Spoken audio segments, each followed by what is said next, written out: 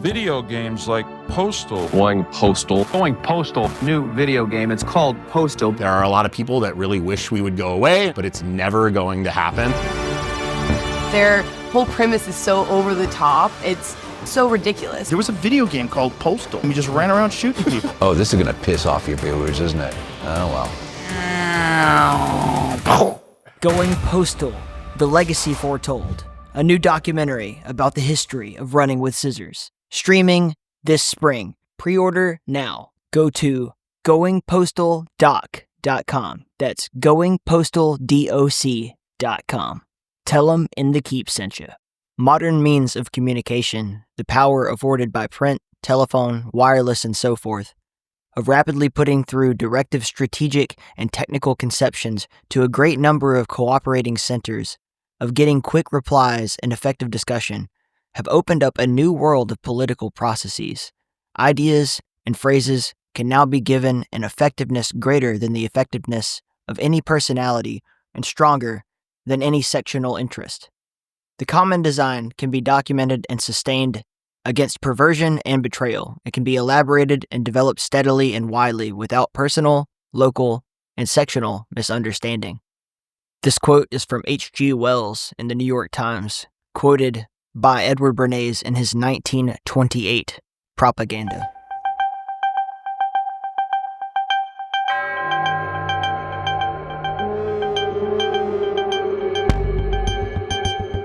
The original idea also, at least on my side, it grew out of a frustration with the fact that no one else was making these games at that time. And still, that's like one of two games since then, right? Since we started, that's 4 years ago, I think. It's less than one game per year on Steam. In this genre. It's depressing. So, I mean, I really wanted to play those games again. So I think that was the spark, at least for me, to start on this idea. Yeah, and you had told me that you were born to make such a game, right? Spaceship style, whatever it is. As long as you're flying spaceships around in zero gravity, you're happy. But I kind of want to know, why is it? Yeah, I really like, for some reason, any game about sci-fi vehicles. So it's a fascination with that concept since I've been, since I can remember anything. So when I saw nobody was making these games and I was looking for a game to make, it seemed like it was my duty to make it. Yeah. When was like the first time you remember maybe drawing or designing a spaceship? Like, were you one of those kids that had the rockets with, different chemical rockets in the backyard and whatnot? Or I don't know how legal that is in Denmark. No, rockets are legal all year round. But it came another way around, actually, because, of course, I drew spaceships when I was a child. Everybody drew spaceships, sure. But I think what really started it was my dad was working in software back then. He had a big computer at home, and he would bring these discs he got from work, which were like discs filled with pirated games. I don't know where he got them from, because it was not like the popular titles. It was all these weird Eastern European games, usually. So at a young age, I didn't actually play things like Doom or Quake or anything like that, because they weren't on those discs, and that's all I had. But they had all these weird Eastern European sci-fi titles, and most of those, they were like, it was some sort of aircraft, a tank, and there was really barely a story, but they had pretty good gameplay and atmosphere. I feel like Eastern European games are still kind of in that vein, like they don't have the budget to really do the big narratives. Instead, they have all the atmosphere and interesting concepts. And I think just playing those games for years and years, that developed, my taste for how games should be. So I always really wanted to make games like that. These weird games that are not the traditional narrative where you are some, if you look at the US makes most of the games that are popular. You're usually some kind of person running around with a gun, if we're talking about action games, and you're fighting something that's definitely evil, like demons or aliens invading, things like that. Right. But in these weird games I played, it was never that simple. It was always some strange concept, and it wasn't really clear who was who or what you were fighting. But I liked it a lot. I think What's really interesting about what you were saying is like the kind of clear division between good guys and bad guys, sort of like stems almost from like Tolkien fantasy, where it's very clear, good guys, bad guys, and then you have that like actually leading into even the American West, where if you watch like an old Western movie or even like wrestling from way back, you would have like the good guy always wears white boots and the black guy always wears black boots, and like it was just so spoon fed to the audience that you're not really left to have any sort of nuance. Then later that sort of changed with the kind of concept of the anti-hero.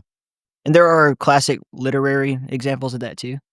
But in your game, it's I don't even think it really ever tells you if you're good or bad at all. I mean, it's just you're you. This is what you're doing. You're kind of plundering around for stuff. And I mean, in the description given in Steam, it kind of gives you some backstory, which I also thought was a really cool kind of throwback to the way games used to give you story. You just kind of find out iteratively while you play instead of it being cutscenes, and you don't have like a Star Wars roller at the jump of the game that tells you this is the situation. You just kind of figure it out, make it up for yourself even to some degree until you get later in. But it's cool. Yeah, I think that describes it well. That part about making it up a little bit Right. as you go. It's not that we don't have, of course, we have a picture in our head what's going on in the game, but Mhm.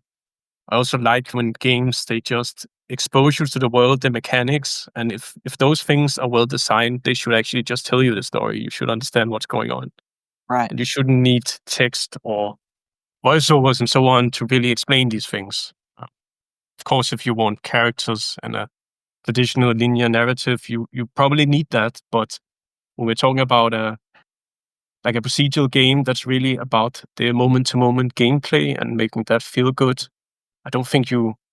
I mean, if we had unlimited budget, we would do it. But with the resources we have, we just didn't think that was that important.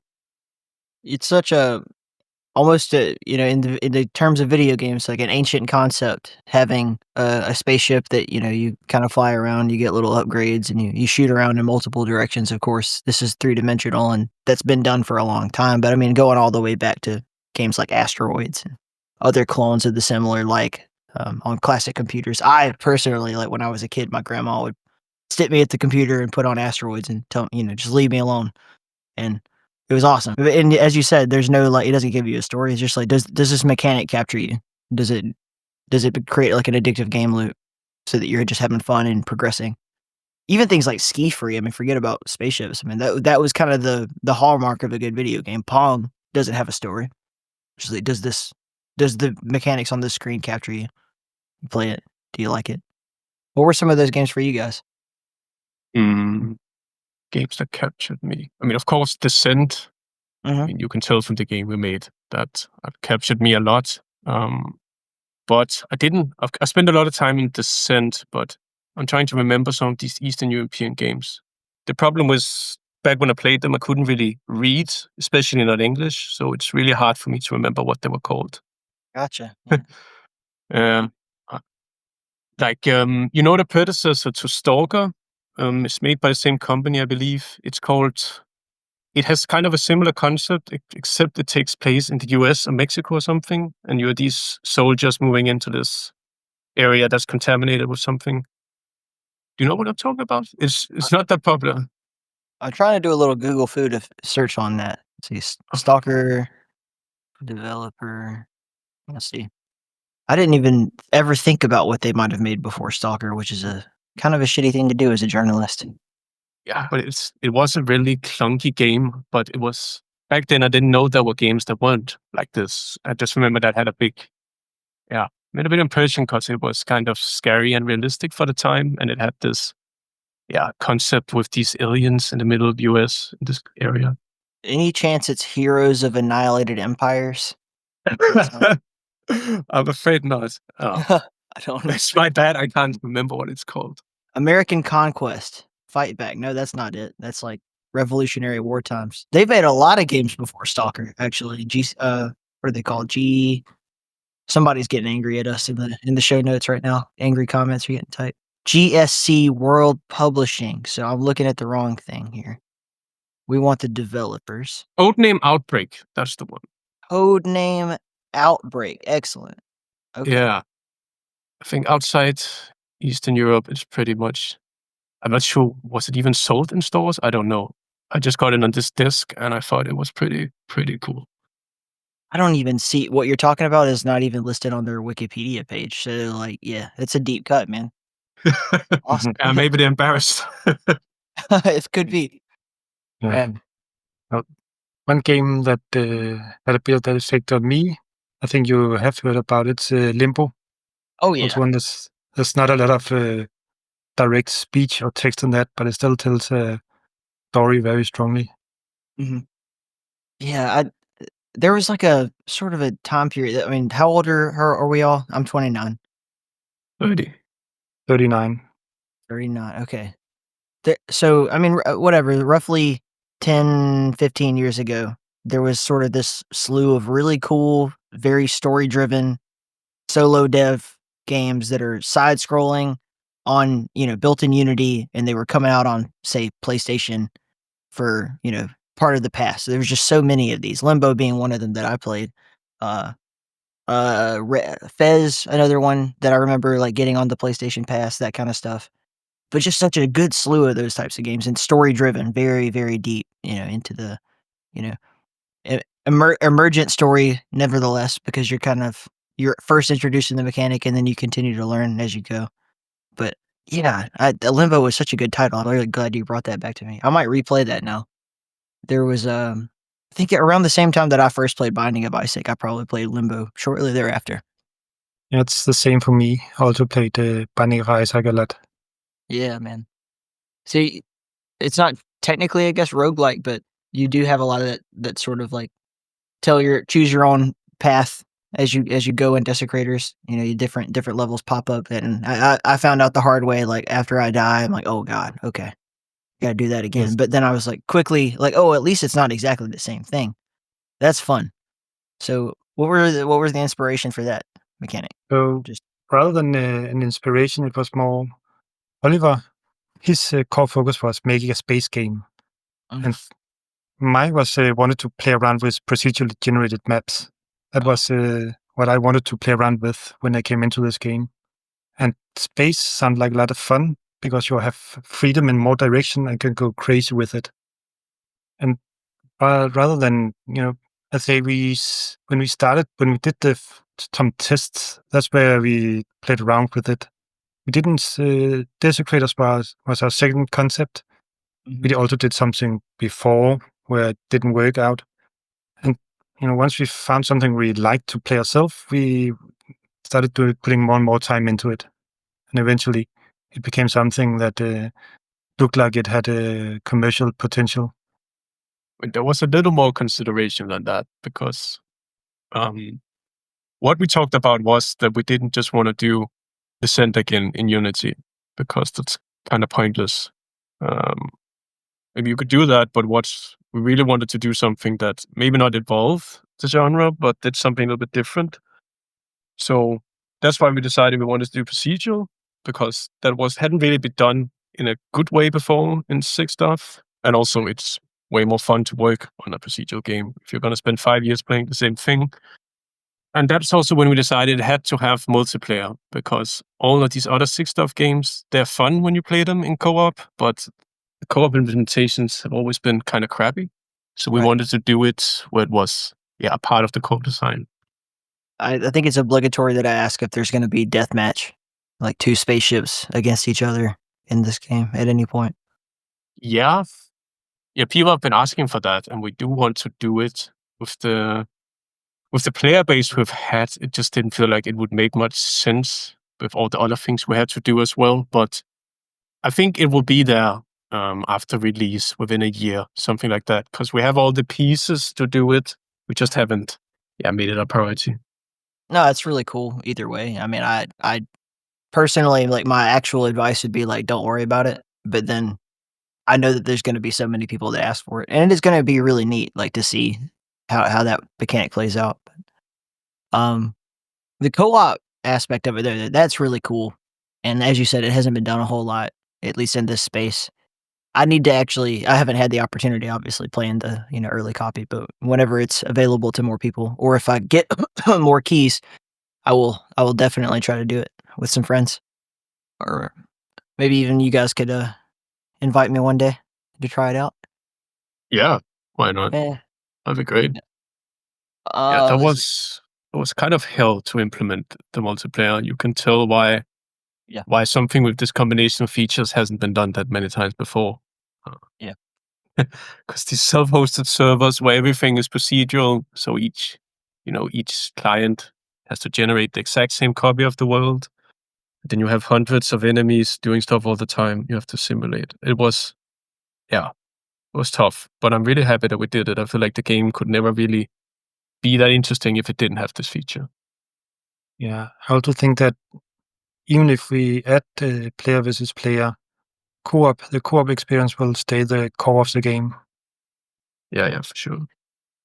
That's it's just always a challenge, because people it's become sort of an expectation that multiplayer has to be there. One of the games that we're working on right now, Stellar Valkyrie, like it's been something that we promised from the very beginning. Was like, yeah, we're totally going to do multiplayer, and the problem is that the game is in the GZ Doom engine, so it's like technically hasn't been done before for a commercial release, and there's a reason for that.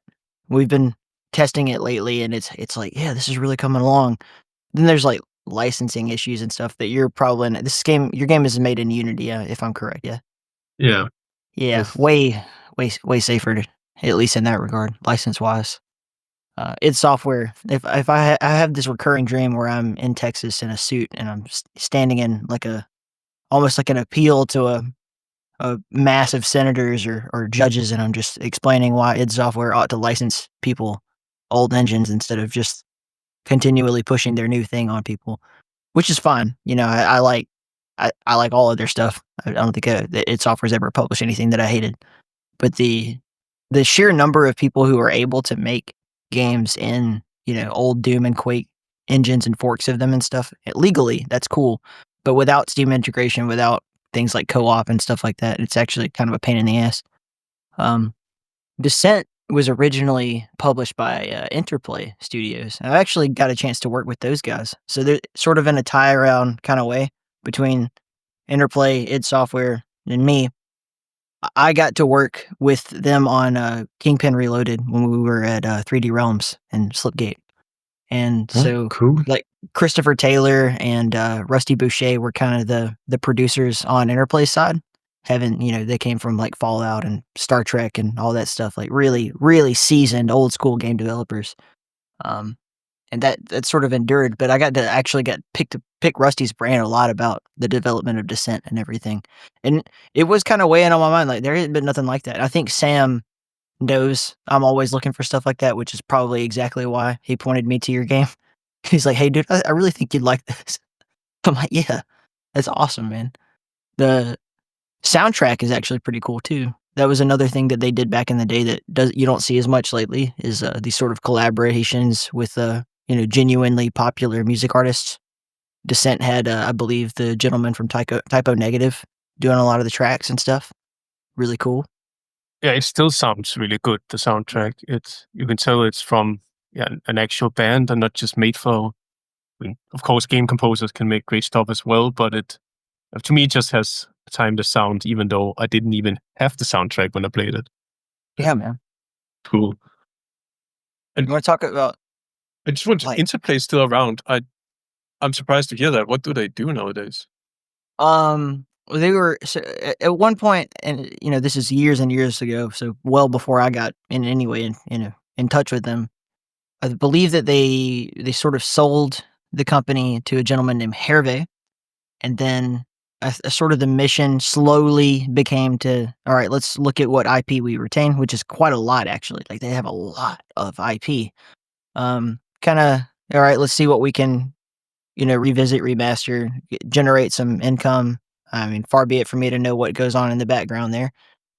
So you have basically a couple of producers, if I understand correctly, that are just sort of overseeing those projects as they get there. And then Kingpin Reloaded was not the biggest success by any stretch of the imagination. But let me do a little digging here. They obviously sold Fallout a long time ago to Bethesda. I feel like a chump because I'm not pulling up their website very quickly. I will cut out the long pause so we don't sound awkward. Yeah, Earthworm Jim, that was brought back to, and then obviously Baldur's Gate is a big deal right now. They had worked on that. So I feel like they're probably getting a lot of sales on their older titles because of the IPs that they worked on before that are still popular. And then if we were to look more recently, I would say you guys are very patient, very Danish. I like that. Very stoic. Satrix Entertainment, I believe, just is defunct. Like I don't know of anything that they've done recently at all. But yeah, they're making a lot of money off the back catalog at Interplay. They have just a quick search on Steam. Baldur's Gate, all the Baldur's Gate stuff is selling like hotcakes because of the new game. Then you have. Is it Interplay? Do they have it directly, or do they have a studio dedicated to the remasters and sending of old titles, like Atari and Nightlife? As far as I know it, they're outsourcing stuff. They're basically like I said, with Kingpin, they just licensed it to Slipgate and 3D Realms, and they were like, "Yeah, you guys make it. We'll manage the publishing end of things and see where it goes." But there's only like, according to their website, only 4 people currently even employed there. There's a CEO, business affairs, head of gaming, and then like film TV dev, and that's interesting too because I haven't heard them announce anything about film TV. But I wonder if they're thinking about making like Earthworm Jim, children cartoons, that kind of stuff. Because they have a whole animation division apparently. So maybe that's where the money's going. But it's interesting. And it's cool to see a lot of these older companies that are getting revived if they're bought by, someone who's a fan of the original stuff. 3DR was an example of that. Coming from, its original Apogee days, and then after Duke, it was purchased by, Fred Schreiber and who was it, Mike Nielsen, a couple of great, wonderful Danish investors that took it and did what they did with it, all that kind of stuff. But they're out of Aalborg. You guys ever spend any time over there? A little bit. I've spent mostly for vacation or, sightseeing. Oh yeah. I spent a lot. I mean, I lived in Aalborg, but I spent a lot of time in Aarhus and Randers, like that kind of area. Just all over Jutland. Beautiful Randers. Yeah, it gets a bad rap, but it's actually a beautiful, nice little town. Yeah, that people shit all over Randers, and it's gorgeous. Like the canal going through the city, and everyone's nice. And sure, they're drunk, but they're not hurting anybody. But compared to America, if that's the roughest city you got, bring it on. You know what I'm saying? Yeah. I'm just kidding around actually, because my family's from Randers, so I've been there many times. It's not bad actually. No, it's one of the best places to go fishing too. I had a lot of fun in Randers and just surrounding areas. There's a full what do you call replica of Elvis Presley's Graceland in Randers, Denmark for whatever fucking reason. What a strange place. Then you have the rainforest zoo kind of place. I mean, and then if you, I was getting on the train in Aalborg to go south, and someone says, "Oh, don't go there. It is a rough place." I'm like, "What do you mean rough?" Like, but I think I don't know how it got that reputation. Actually, I didn't know about it until, I don't know, 5 years ago, and I've been there so many times. It doesn't seem rough at all to me. No. Yeah. It's just this like stereotype. There's a like Mokai. Everybody calls Mokai like Rander's Kool-Aid or whatever it is. It's hilarious. Nothing wrong with Mokai. There's I got involved with Body Slam Wrestling, which is kind of the premier Danish pro wrestling company, and I went all over the country with them. And there's a tag team called Randers Panya, which that's the word, is like champagne, Randers champagne or whatever. But it's just these 2 guys that they come out doing like TikTok dancing and like all kinds of stuff. And then the first thing they do before they wrestle is they bust open a couple of bottles of Mokai and just smother their faces in it, swallow it all down, and then throw it out into the crowd and go crazy. It's really fun. That's great. Really fun guys. It's a cool country, man. You guys have a lot of great culture, and I would say more than anything, Denmark's design culture is incredible. Like the education system centered around designing things. To be the country in the world that is, if known for nothing else, known for Legos and making really comfy chairs, speaks a lot about who you are as a people. And I love that. You know, if like, by God, if I'm gonna sit in a chair all day, it's gonna be the best chair in the world. Awesome. Yes. Love that. You're listening to KEEP in the Keep. Please take a moment to tell at least one other person how much you enjoy the show. That's right. Grab that link and send it to that buddy you're thinking of who you know would be interested in what we're talking about right now. Maybe post it somewhere. I know it seems scary, but you can do it. I believe in you. Don't hesitate to leave a comment and a 5-star review, a like, wherever you're listening. And if you want, Patreon supporters for this show get episodes early, access to our secret Discord channel, chances to suggest questions to our guests, our games, and whatever else I can do for you. Every little bit helps. This podcast directly supports my ability to do what I love and take care of my growing family. The link is in the show notes. Thank you, bless you, stay in the keep.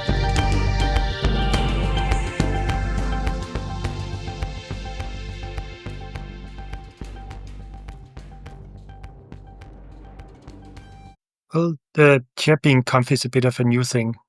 Earlier it was Really? very pretty but very uncomfortable chairs. That was the Danish design. Like there's all these famous pictures of, world leaders sitting in Danish chairs. Yeah. But is the idea that it's uncomfortable so that they'll get up off their ass and work, or?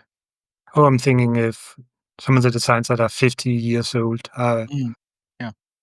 they all beyond the chairs. There are also the textile, the stuff, whatever you wrap around it is also part of it to make them comfy. But since you're from Aalborg, were you above or below the fjord? Because I know there's locally some battles about which are the right place to be from.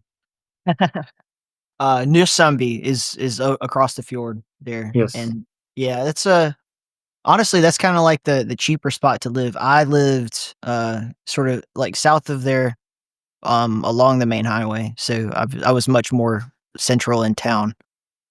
How did you end up going to Aalborg to work for 3D Realms, as I understand it? Yeah. I took a job there for a couple of years after I got out of the military as a producer, and then later as a marketer. I was really good friends with Fred Schreiber, and he kind of like took me under his wing for a while, let me learn the games industry in and out with them, and then I came back to America last year. You were in was the a- American military. Were you drafted, or how did you get to the military? Oh, I guess I'm the one being interviewed now. It's okay. I enlisted in the Air Force when I was 20 years old, just because I really needed a good job, and it was better than going to college. Like in America, you can kind of go into debt going to college, and otherwise, I was not really making a lot of money as an electrician. So I decided, I'll just go do the military for a while, and then you get a lot of benefits from it. You get paid fairly decently. There's a lot of upward mobility, and that was kind of I don't know, it was just kind of my way of getting out of Alabama and into the world, so to speak, to get to travel, to get to learn a lot of new skills. And while I was in the service is when I started In the Keep as just a podcast, and I think after, do you guys remember the Realms Deep showcase? Yes. Yeah, so I was sort of one of the main planners and coordinators of that. And I was actually, in a lot of the forward-facing stuff where, like, I was getting beat up by the running with scissors people or whatever, just kind of the jokey stuff in that showcase too. Oh yeah. And because I was so helpful with that, with my studio, and we showed off a couple of our games too. Yeah, that's kind of what got me on the radar to, maybe go take a job and actually move to Denmark. So I had actually flown over there for a week to shoot all the stuff for Realms Deep 2021. So I spent that, a week that summer in Aalborg, and then a couple of years later I just moved there. It just made sense to me. Fun adventure too. So cool. Yeah, I really liked the show because it didn't just show the the trailers. It broke up sections very nicely with the events and stunts you did. It flowed really, very well. Yeah, man. It's a shame that it is where it is now. I'm kind of hoping to, be able to get something like that again. A good summer showcase for indies that's not just so many of these events are just trailers. It's just game trailer after game trailer after game trailer. And I always wanted it to be, as you said, a variety, like something that was actually fun to watch. And that was really inspired by Devolver Digital with their E3 showcases that they used to do. I always thought that was really epic. Like, yeah, this is like a little movie, And then the games are sort of planted in there, and it's people aren't just watching to see what the next game they're going to release is. It's like, oh, this is a fun thing. I wish more stuff like that existed, and I'm hoping that over time it does. Were you the guy that rejected Desecrators from the Film Steep showcase? Probably not. I could probably tell you exactly what the name is, but I'm not gonna because that would be mean. But it was what year was it that you entered it in? 23. We entered both 23 and 24, but for 24, I think there's a very good reason it didn't appear. I mean, to be completely honest with you about it, it's largely because after they sold the company to Saber and then all the stuff that was going on with Embracer Group, it was just like this kind of constant fight between the corporate side of things, what's best for business versus sort of the spirit of Realms Deep, which was all about, hey, we're gonna show all our own stuff too in some of these bigger games, but this is about giving back to the indie community because the truth, like from my perspective, it's like by doing this for indies, not only do we have a space for our own stuff, which is sort of in that realm too, but also we're going to have the first look at so many games that might be good to publish. You know what I mean? Like there were so many games that were completely 100% indie, show off in Realms Deep, and they get like a publishing deal, whether that be from us or from, I don't know, at the time there was Fulcrum was picking up a lot of games. Early on, there was Apogee as well, New Blood Interactive, Night Dive Studios. There were just so many great smaller publishers that were involved in that were totally scouting what's the next thing I'm going to publish based on this crowd of people. So I apologize that Desecrators didn't make it in. I kind of wish it had, but then again, maybe it wasn't meant to be. Maybe, because the show didn't even happen last year. It's We our just wasted mistake. time. We just didn't make a good enough game. No. There's a lot of really cool, just indie game space in general going around in Aalborg, and then across Denmark. There's a gentleman that I worked with named Brian Nielsen, who was the head of All Caps, and then I believe he's now involved in the government, so to speak, promoting games around the country, like kind of handling government subsidies that go into indie games and stuff. You have all these conferences that pop up amongst the universities. There would be like almost monthly game jams at Aalborg University. And so many great students coming out of just like media graphics in general, that are really, really geared up to work in, such an industry or advertising or things that are adjacent to the games industry too. What was your guys' experience with, school, and how did that transfer into a career in video games? I guess I can go first. I got an education as a software engineer and started working right after university at some enterprise software, so it's a completely different direction. But, during university, I did some consulting work for some various games, and then slowly got a taste for actually working with games. And I don't know, eventually I met Oliver, and a common friend said we should make a game together. So we tried it out. Yeah, think- No, sorry. Keep going. I just saying that's my story. Okay. How did I start? Maybe actually, Tyler, you know this place. I was in Greno studying at Game IT, the gymnasium over there. Yeah. At that time when I started that, I'd done some modding for games and did levels and so on. Never did any coding. And then I started, doing the course over there, which is this 3-year game development course. That's also at the same time a normal gymnasium high school education. and we were doing these game projects in certain classes, and I was always very frustrated because I was very driven and I made lots of concept art and models and all of this, but the guys in my groups, they were not as motivated, especially the guys who were coding. And that really drove me crazy because it doesn't matter how much art you make if nobody's implementing the game. So at some point I just realized I have to start coding, and I was never really interested in coding. I was never good at math. I just thought I had to do it. Right. Yeah. But then luckily once I started doing it, it was actually pretty great because then you have this feedback loop of you put in some code and then your game does something different and suddenly it's actually really fun to code. So I kind of pivoted completely from doing art to then just programming because that's where I saw that's how you can actually create the product and you're not dependent on others for implementing your vision. And then after that, after I finished that 3-year course, I did various things, but I ended up doing software development as my day job because I got good at coding. And at the same time, it's really difficult in Denmark, especially Copenhagen, to really work in games. Mhm. Like you can't just go out on the street and get a job at an indie company. They're like in the Copenhagen area, there are maybe 1 or 2 companies I would consider interesting for this kind of game. So it was always in the cards that I had to make the game myself, or at least start it with someone else. And that's, Then I met Thomas and I had this idea and we just went for it.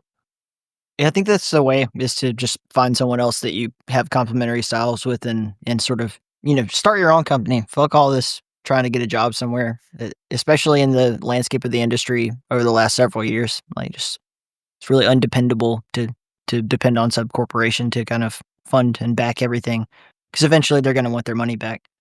And then being beholden to timelines and stuff. I mean, working with a publisher is a lot. It's still, that aspect still exists, but it's not the same as working for a corporation where someone they don't even know your name, so to speak. Oh, and to be honest, if you have to go inside a meeting with a straight face and tell some investor you're going to make a 6-stuff procedural game and it's going to make them loads of money, Yep. I mean, I could never sell that because, of course, I believe in our game and it's, for our standards, it's doing well, but I wouldn't say it's a good investment opportunity for someone who's not personally invested in this kind of project. Yeah, it's a tough sell with any titles because you really don't know, and you have to find somebody who's really willing to take a risk on that and say like, hey, I believe in this, and we're sticking with you, through hell or high water, no matter how it goes. Like we're gonna have your back because we believe in it. Yeah, I think that's just kind of the nature of the beast. I've had my own struggles with it, even working in publishing, for a significant company. I was like, it's still hard to find people who believe in stuff, and it's hard to even, from the other perspective, to believe in, like, is this, I can find myself blinded by like, I really like this game, I really think this is cool, and then kind of do the numbers and like, it's probably not likely to make money. But it can't all just be about dollars and cents. I guess that's the hard part. I mean, if it was, then I would probably still be in the business type of software. There, the value proposition was like, either you can pay us to fix your system, or in 18 months break the law. What do you choose? That's a bit stronger in terms of value. What's the dev cycle been? You said you've been working on Desecrators for what, 5 years now? Yeah, I think it's at the start we started by meeting up one day per month. So Mhm. and then I don't know after how long we started doing it more once per week, and slowly did it more and more as we got more and more invested in it. The company actually happened because of the co-op, the multiplayer. Right. To get this working, we are both behind something called a carrier-grade net that blocks it so neither of us can host in a peer-to-peer. So Steam was like, if you use Steam, we didn't have to worry about firewall punching and all the other technical details. It did it for us. And once we had to do business with an American company or just a general company, it's a good idea to have your own limited liability company, simply just for protection. That's the main reason why we made a company. at Yeah. the start. Yeah, Denmark has a really great track record for, indie startups becoming really successful, You have like Tunnel Vision games. I know Philip Newman, when they did Light Miter, that was a pretty big success. And then of course there are the sort of legendary things like, IO Entertainment. Yeah. I remember playing, was it Hitman Blood Money? Was one of the best freaking games I ever played.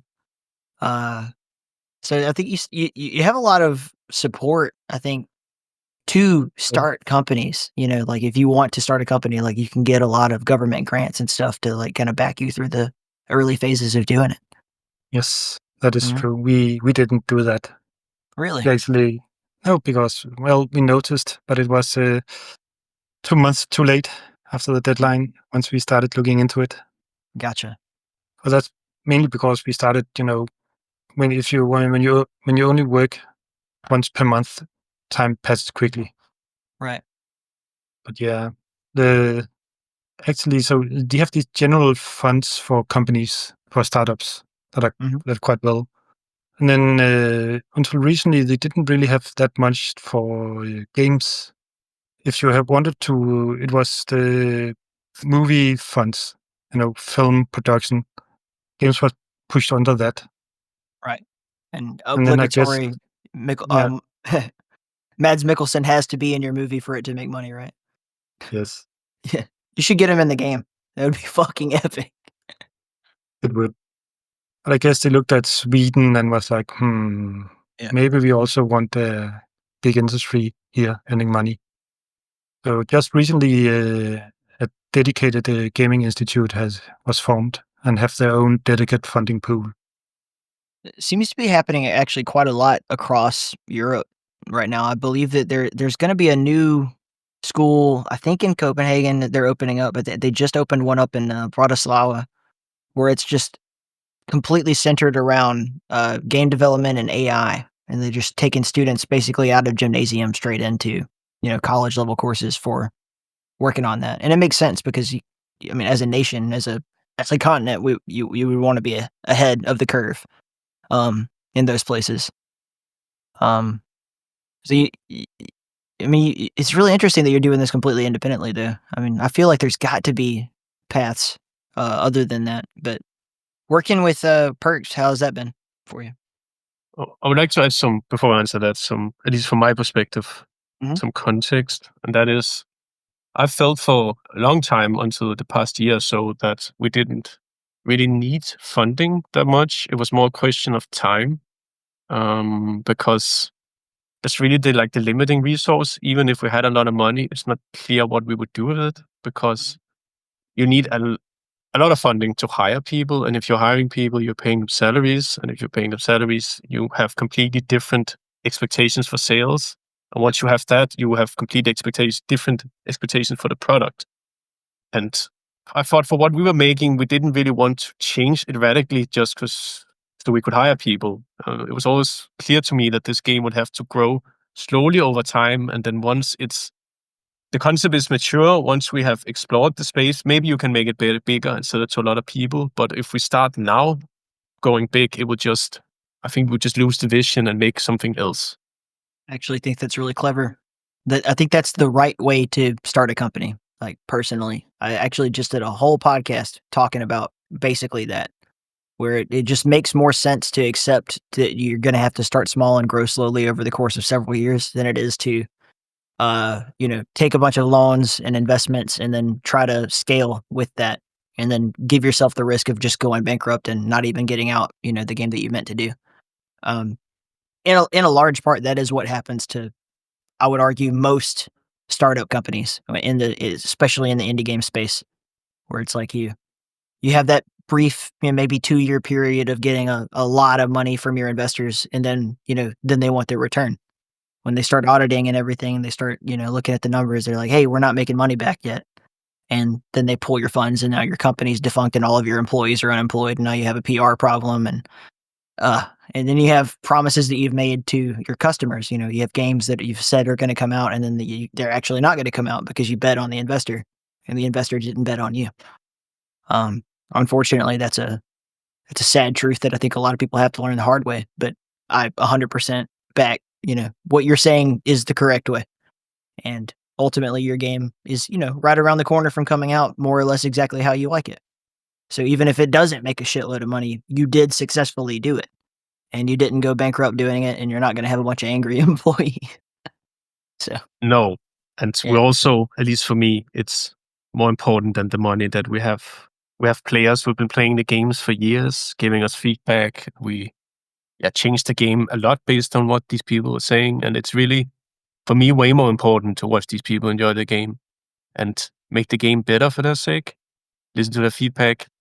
Like, even though we're making a retro game and we want it in some fashion to be true to the classics, I also think it's really interesting to take the feedback and then try to evolve the concepts a bit, because those games were not perfect, not at all. And I find it's just really fun to, in a way, work with your fans to just, make it better. That's really what drives me. And if you make money doing that, that's great, but that's not the point. Gotcha. Now, I again, just to reiterate, I do think that is the correct way to do it. You will, in the long run, you will have a game that represents your company very well. Whether or not it makes money is actually kind of irrelevant when you're talking about, what's the next project. The question will be from the funders, what have you done that's come out? Have you shipped a game before? Is usually the number one question. You guys make any games before this? I think you sent me a link to one spaceship game. Was it as a studio or just individual? Or Yeah, that was the Pion. That's the game. That was my first game, and that was a really big risk, you could say, because I hadn't made a game before that, and then I just dedicated 3 years of my life to making that game. And I mean, you learned so much, and it was so fucking difficult, but I'm very happy that I did it. And I think, all things considered, it turned out way better than it should, considering before that I'd only made prototypes in Unity. And I mean, there's so many things when you have to do all the sound, the graphics, the coding, all of this yourself. It's just, you learn so much. It was an interesting experience. I'm very happy I did it, but it also was all I did for 3 years, right? And I ate baked beans and eggs for 3.5 years because I had no money. Yo, my God, I know that struggle. Yes, sir. Yeah.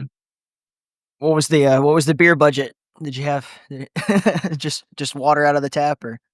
Oh, I did save some money for beers, because if you've ever been to Copenhagen, they have a lot of good beer bars. So I had to take that seriously.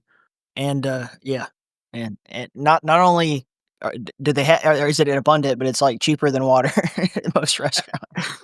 Yeah, it's pretty good. It saves the game, you could say. Hey, whatever makes whatever gets the sausage made. That we need to look inside of the mechanics of how that happens, I say.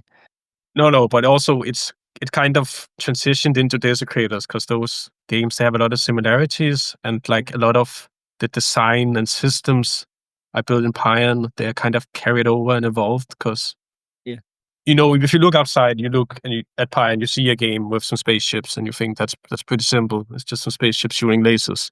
But you also work with games, and when you're actually making them, there are so many systems and details. There's so many ways to do these things. And at the start, you do everything wrong, and your game just feels like shit.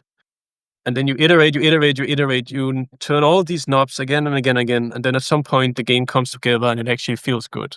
And it's so good starting Desecrators from the point where I've seen the whole machine work and know how it should kind of feel. Because if you're starting from the bottom, you have to build the technology, the design, you have to develop your taste to know how the game should feel. And if you have to do all of that at the same time, it's just really difficult to make a game that's, unless you're copying an existing game, then it becomes difficult to make something that actually is good. Do you have a community of other game devs around that you hang out with and talk to and bounce ideas off of, or are you guys more or less in a vacuum? I guess you can say we hired a consultant to look over our systems a couple of times, try and break down the vacuum beyond what we get from the Steam community. I don't know if that answers your question. I mean, that is the answer to the question. I find it interesting. People have different ways of approaching this. Me personally, I like a hybrid where I like to have my own space where when we're developing, it's totally just private, where we're focused in on what we're doing and not sharing every idea that we have with other people. Not not from the sake of secrecy, like where it's like I don't want anybody to steal our ideas, you know. That's not really the motivation, but just more like to focus. But I do like to just have a broad, you know, view of what other people in similar spaces are doing, because when you do share ideas, it may not even be that you take exactly what their idea was or that they take what your idea was, but you're sort of, maybe it's the American in me, but breeding competition. You know what I mean? Like it forces you to want to step it up and, oh, well, we were going to do this, but then they did that. And then now I just need to make something that's better just to one up it, or, that kind of thing. Um, and also just in general, like pulling up marketing resources, like if you got a lot of friends who are also game devs, you're all reaching your own individual audiences, and then you have the opportunity to kind of like cross pollinate, be like, hey, if you like this, my friend's making that, and you probably like that too.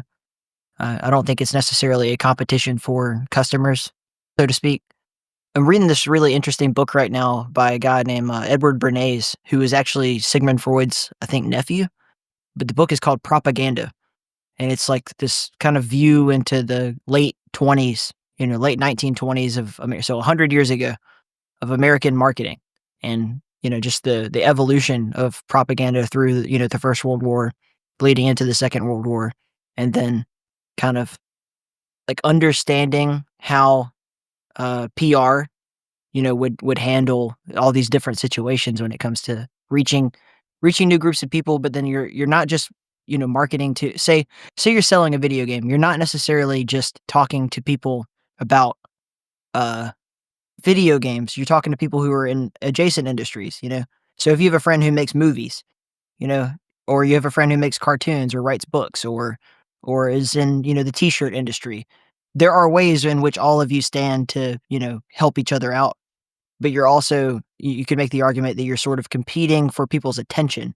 So it's not just necessary. It's not necessarily just play my game, not that game. It's like play my game instead of going to the movies tonight. You know what I mean? Yeah, yeah. Yeah, I'm trying to think in those terms more and more lately. But propaganda is kind of a dirty word. I don't I don't think that he meant it in the way that we think of it now at the time. But still a cool book. Anybody out there who's interested in like PR or marketing, I actually highly recommend it. Let's see. I just want to comment because from that perspective, I don't really talk that much with other developers, but I do look a lot at other games and how they solve the problems we have. And I'm like naturally competitive. So anytime I see another product, I think I need to beat that. We need to do it better. Yeah. And the second part is anytime somebody plays our game on a stream or YouTube or anything, I will watch whatever they upload. I'll watch it 5 times, looking for like exactly the moments where something in the game doesn't flow right, or where they don't know what to do, or things like that. And that's like, that also brings the competitive feeling out of me. Like the game should really be better than that. That's unacceptable. You're letting down your customer. Yeah.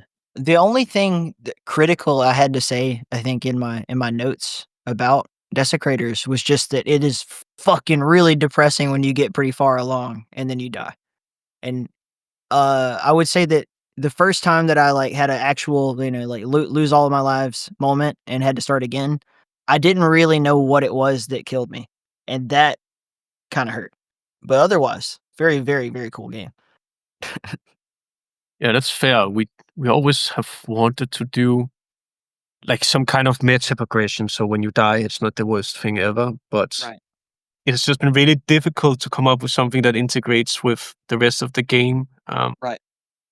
Like many games they do unlocks or upgrades, something that persists between each playthrough. Right. But we've just, the way the game works, with it has kind of this sandbox feel where you have a lot of tools to defeat very difficult enemies, and it's like if you take some of those tools away just to lock them away and give them to the player later when they progress, it just feels like the game becomes boring. Like you're making the game worse just to make it better. And I know at some in some way that is what progression is when you unlock things, but it never felt right to me in Desecrators. Right. Yeah, but I know the feeling you're describing. We just don't have the angle yet, I feel. Well, how much longer do we have until release? You have, A week. I think, yeah, I was about to say that we're.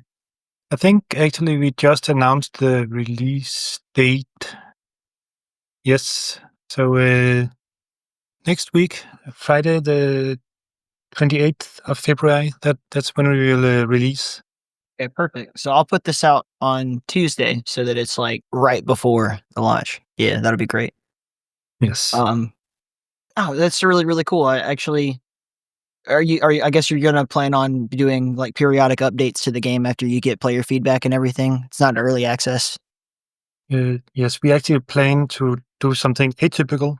We will release a roadmap, not during early access, but afterwards. Okay. That's cool.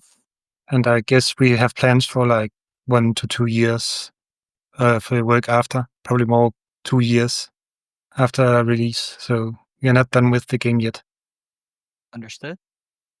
Unless the game does terribly, terribly bad, then yeah, at least a year, probably 2 years more. The good news is once it's out, whether it does good or bad, in fact, if it does bad, that they'll just be incentivized to like, well, we want to get a return on it. So you'll have plenty of time to work on getting that return no matter what. Yeah, and actually also if it really is, if we get a lot of negative feedback, you can just look at it as you have they're giving you a lot of advice on what to work on. That's also not that bad. Right. But I have a good feeling about the game. Like it's a week away, but this release feels much better than the release for Pion, which was just crunch for weeks. Yeah. How did you go about structuring your sort of like development roadmap? I mean, it's just the two of you, right? So it's not that much management, I assume. You can kind of communicate pretty clearly amongst yourselves, but just making sure you didn't end up in a situation like that. In terms of this, yeah, go ahead, Thomas. Yeah, we didn't really have a roadmap like that. We have some different, ideas we wanted to play around with, try out. And sometimes we scrapped it or waited with it in terms of others. So in terms of direct roadmap, we didn't really have a normal one. We just worked in a way that feels like we progressed forward and test some ideas out. Mm-hmm. And then I think it was only really after we signed with Perp that we had to give a date that we have to think a little more clearly about what we wanted in the full release. Gotcha. I think that's pretty common, with indie games when you do take a publishing deal, you have to stop with it's so freeing to be able to just be like, yeah, we'll just kind of go at our own pace, and then they do want a milestone plan of some kind or whatever. So you gotta make those concessions, but it's not that bad. I find, in hindsight, having done the, we'll just figure it out as we go indie thing can be fun until you get to release date and then you find yourself constantly crunching. It's like, oh my gosh, like if we had just planned. So from here on out, I'm big on planning. And that's also probably from like just project management experience in general across multiple different games. Like, yeah, it pays off in the long run to have a plan, I would say. I think it was not that as important for us because, I mean, it was decided in early access since, I think, 3 years ago. Mm-hmm. And about every 2 to 3 weeks, I think, we released an update. And since we kept updating and having a build that was, working most of the updates, I think 99% of the updates were working. It really wasn't felt that risky to say, okay, worst case happen, we take an already existing working update and call it version 1. Right. So having a solid backup reduced the pressure. You're listening to KEEP in the Keep. If you love this show and you love supporting indie video games, please take a moment to check out In the Keep's upcoming Stellar Valkyrie.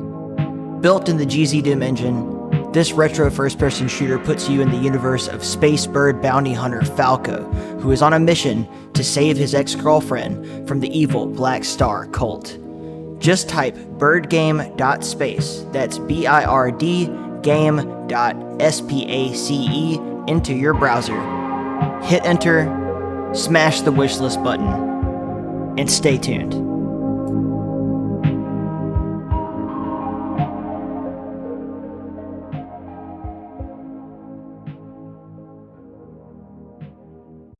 Tyler, I saw that on in the Keep page you have 2 games in development.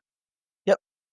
So you are, as I understood it, you are some kind of producer there. Who's developing those games? Do you have like your own studio, or how does that work? Yeah, In the Keep itself is its own studio. So Stellar Valkyrie is in-house. Like, it's me as the project manager and the writer of the game. And then we have several other people, like, my whole team of arts and artists. We have, I think, 3 artists on Stellar Valkyrie, 2 programmers, 3D modeler, the whole shebang. And then Call of Sir Ragnar is more my good friend Damian is the sort of like lead designer, artist, and programmer on that. And we're just supporting him as we go. And as on the business end, I'm trying to help him get a either a publishing deal or like help fund the game. It's pretty cool. Yeah. And Valkyrie, whatever it was, Stellar Valkyrie, you're doing that in GZ Doom, right? Yes, sir. And how is it to work with, it's not the original Doom engine, but an engine like that compared to Unity? Is it like, of course, it's completely different technology, but like the rate of development, how does that compare? Well, the good side of it, and I'll start with the good side of it, is that you have so many people who have been working as a hobby in the Doom engine for, as much as 30 years. So there's quite a lot of, knowledge in terms of like, this is how this works. And you have people who have been making levels for a very, very long time, know every in and out of the engine, down to the core, what they want to change. But there's also like limitations of it. Like I said earlier, there's no Steam integration. Unless you have a wrapper that you create or a launcher of some kind that puts a layer between it and Steam. But just due to licensing stuff with the EdTech engines and whatnot. There's actually been quite a few games over the last several years that have come out in GZ Doom because it used to be you had to have a Doom iWad to run it.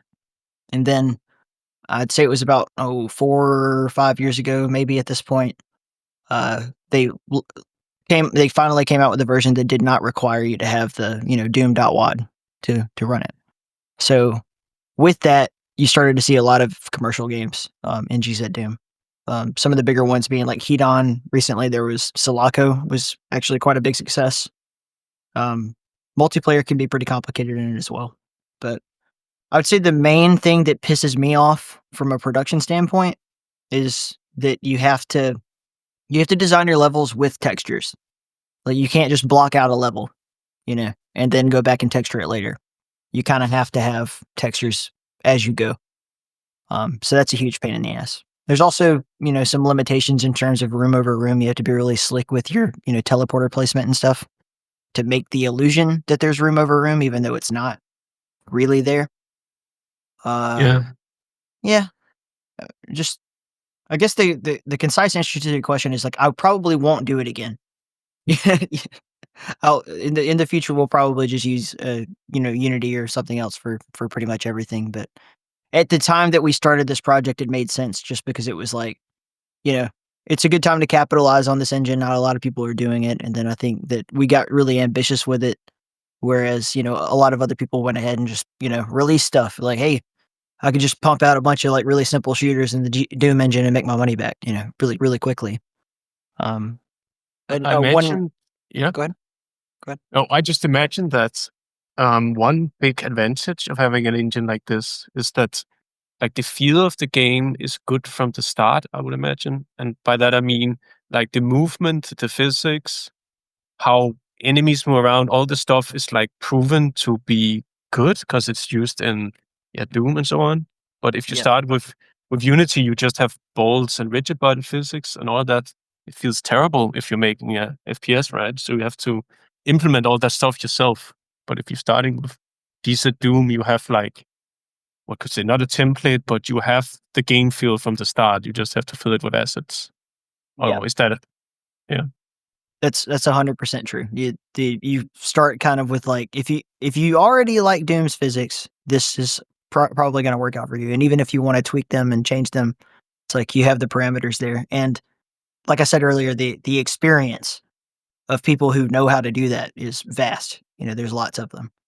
So that was honestly my original idea when we started development on this game, was like, I'm just going to grab like an artist that I really like, who works in the Doom engine, and a guy who does levels and coding in the Doom engine, and put them together, and I'll write a script and we'll all work together until it's done. It evolved a lot since then, but yeah, that you're 100% right. That is one of the big selling points. It's predefined, and all of the settings that you could ever want have been done by the modding community at some point. We have felt the opposite of that when I developed Pion, because I don't know if you've seen the game, but it's this top-down vehicle shooter. I did look at your Steam page and footage of it, but I haven't actually played it.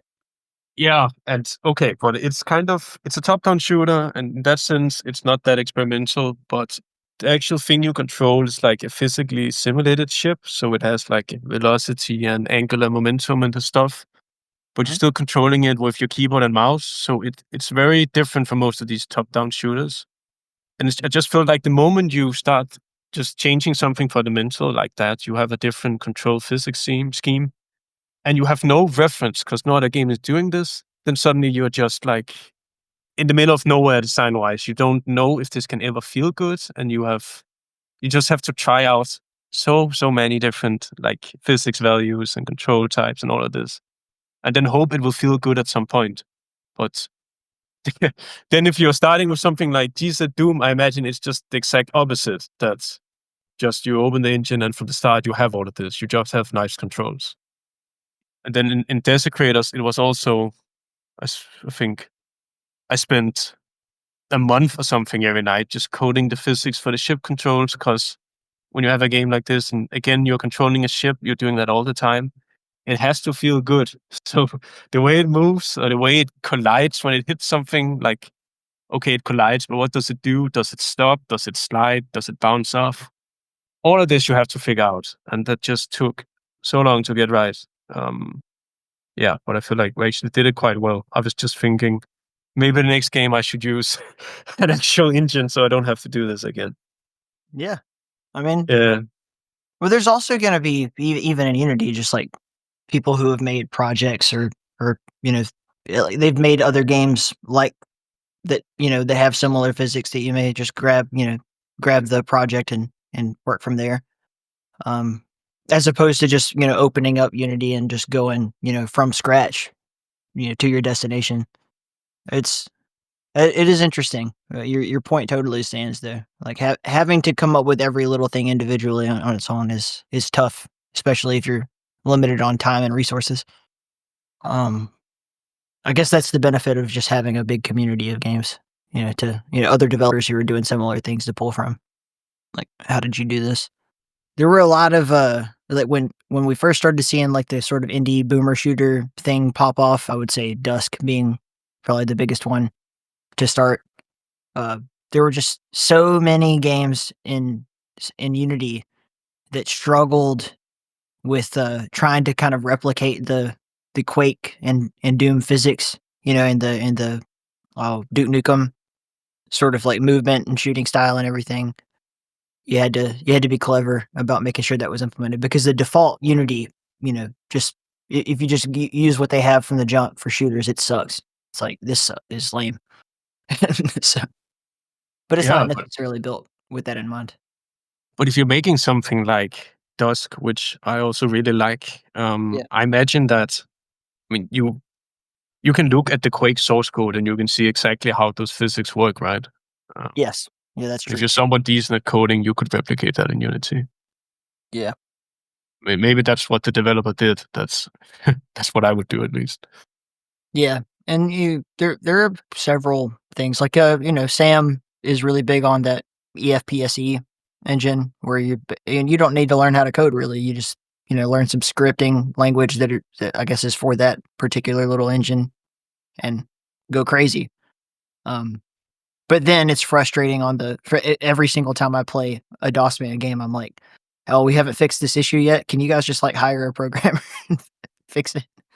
I even went so far as like, I will pay a guy to make you a very similar, program just using Unity so that you can do all the same things, tweak it when you want to, and have, perks like like Steam integration, localization. Like these are all very important from the marketing standpoint, anyway. And being able to port it to console too, which I think Desecrators would be a great candidate for. But yeah, you'll never see Reaper, in on the Nintendo Switch, or at least not in its current form. So it's a little bit of a downside. We do want to port to consoles, but we don't have a concrete plan yet. I imagine that I expect there's a lot of work, and it'll probably be twice that amount of work. Have you ever been through that process? Yeah, I mean, we did.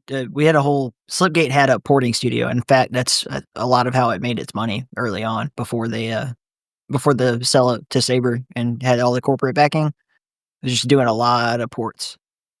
So a lot of my really close friends there were, the porting team.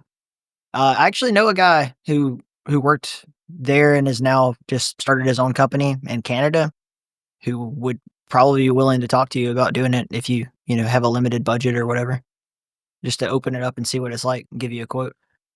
Yeah, that would be interesting because shout out to Fireplant Games.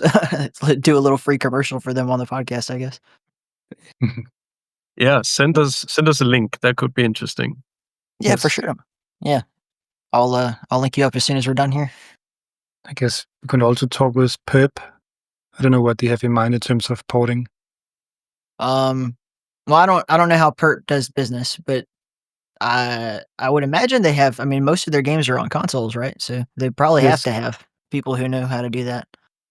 The question is focus on PS2 or the PS what's it called, PSVR 2, but the PlayStation. I think that's their focus.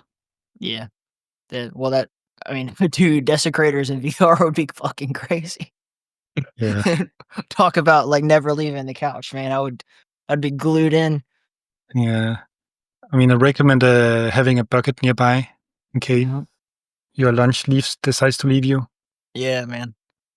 I wanted to just kind of like talk more about your sci-fi influences and stuff. Like I noticed like little clever things, like you have Deep Space Mine as one of the levels in the game and stuff like that. So what are your obsessions with sci-fi and that inspired this game? Okay. There's a lot of different influences from, I would say, the 80s, it must be. It may be, I don't know how clear it is in the game, but a lot of it is from movies like the first Alien. When making the game, like deciding how the lighting should look in the UI and so on, I just spend a lot of time just watching Alien in the dark and pausing it and looking at the frames and how they did the effects and so on. So that was a big influence. Also other movies from that time. For some reason I don't recall right now which one they were, but Alien is the big one. Dark Star. I wish it was Dark Star, but I didn't know it at that time. But also not movies, but certain sci-fi artists, like I don't know if you're familiar with them, but Sid Mead, you probably know. How do I spell that? Artist. SYD and then MEAD. They're very famous. He did the science for Aliens and Blade Runner stuff. Yes. I didn't know this guy's name, but I have seen a lot of this stuff that he's credited for. Yeah, crazy sci-fi cars and stuff. Yeah. I bought some of his books just for the game, and these for some reason his books are fucking expensive, but he has the most beautiful like pencil and not ink, but pencil and what's it called?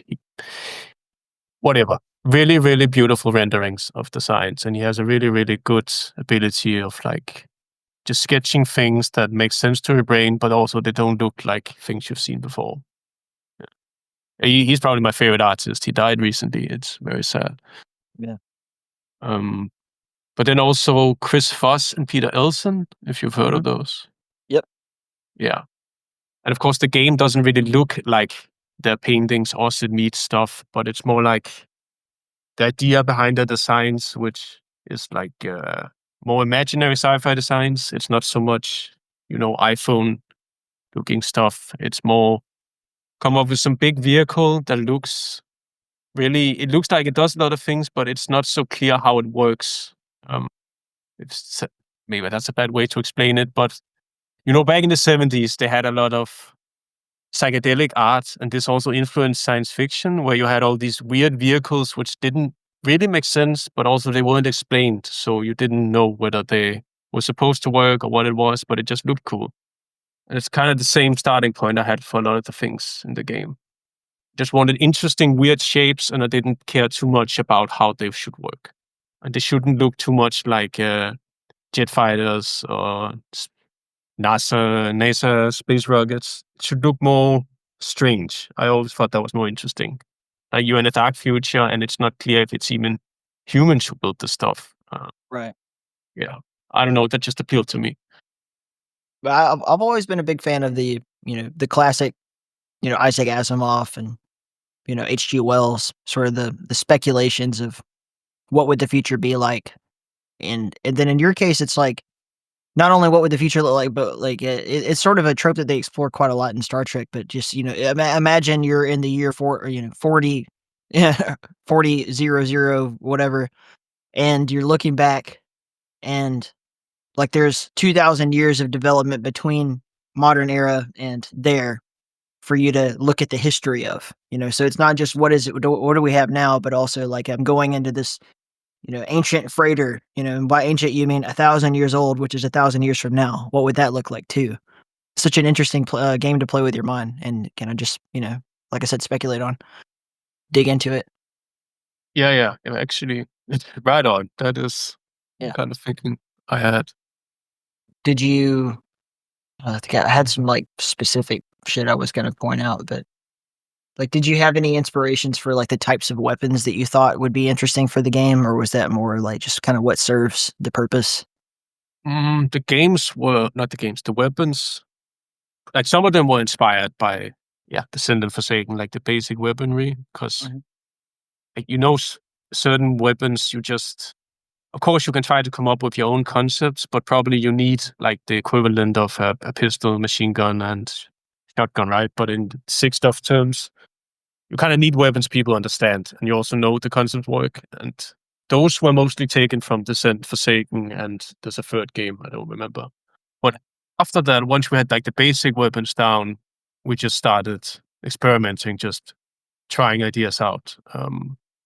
Because we wanted to have like a big arsenal of weapons that would feel cool, but not be too familiar. They had to be a little bit different. And we also wanted to play with like strange sci-fi concepts. Like some of the weapons have names that only really make sense if you think about like far in the future physics and so on. So, like for instance, we have this weapon called Foam Phase, which was the idea comes from a book. I don't remember the book right now, but it's essentially a railgun how it works in the game. But it's called the Foam Phase because it's around this idea that you have a projectile that's filled with gas that's under very high pressure, and then it turns into a foam stage, and then makes it really explosive upon impact because then all that pressure is released. And I think I played with that idea with some of the other weapons as well, that they should have some kind of wild sci-fi idea behind them and not just be a railgun or be a minigun and all the stuff you've seen before. Right. Yeah, it's that's one of the fun things about sci-fi is like trying not to be too derivative of someone else's sci-fi, like kind of coming up with something that's all your own. That's tough. But then I guess there's always like just good old-fashioned taking different things from different elements and mashing them together and seeing where you land. Yeah, there is that, of course. Yeah. You're throwing concept at the wall to see what work. But at the same time, I also always at the back of my mind had this picture that when the game is really at its like peak moments, when you have lots of enemies and you have all the weapons, there should be like, it should look really flashy. It should not just be, hit like yellow tracers from guns and red missiles. It should look way more exotic and visually interesting. Like there should be big exotic explosions, flares from lasers and all this stuff.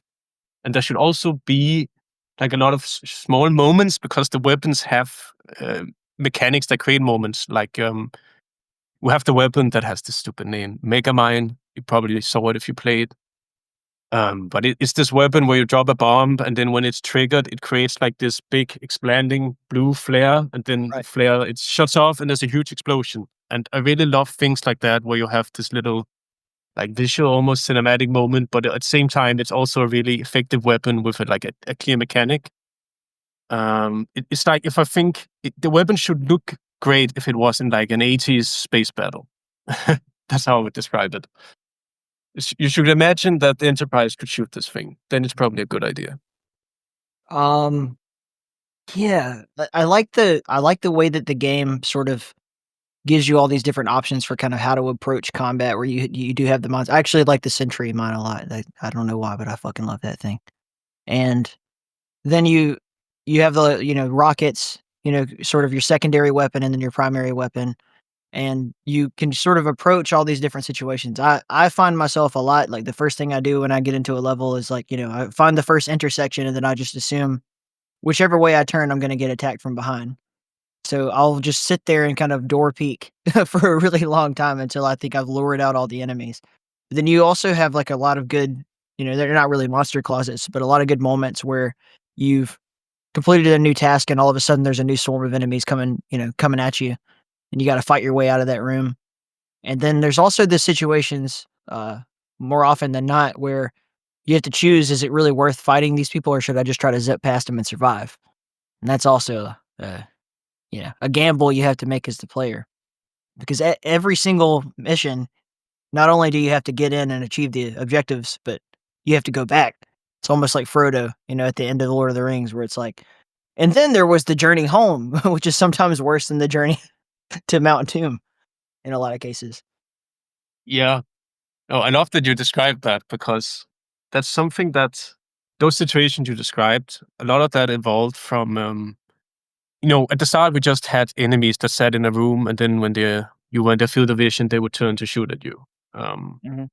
And you can make a game around that. That's like a classic shooter. That's fine. But I really like when games have good AI. So I spend a lot of times building up the AI in the game so that they have, they just really simulated deeply how they perceive sound, how they spot you, how they communicate, and how they move around the combat arenas and so on. And once you give the AI the freedom to sense all of this stuff and react to it, then suddenly you can't just go in a room and just shoot at them. They're just gonna dodge it and kill you, right?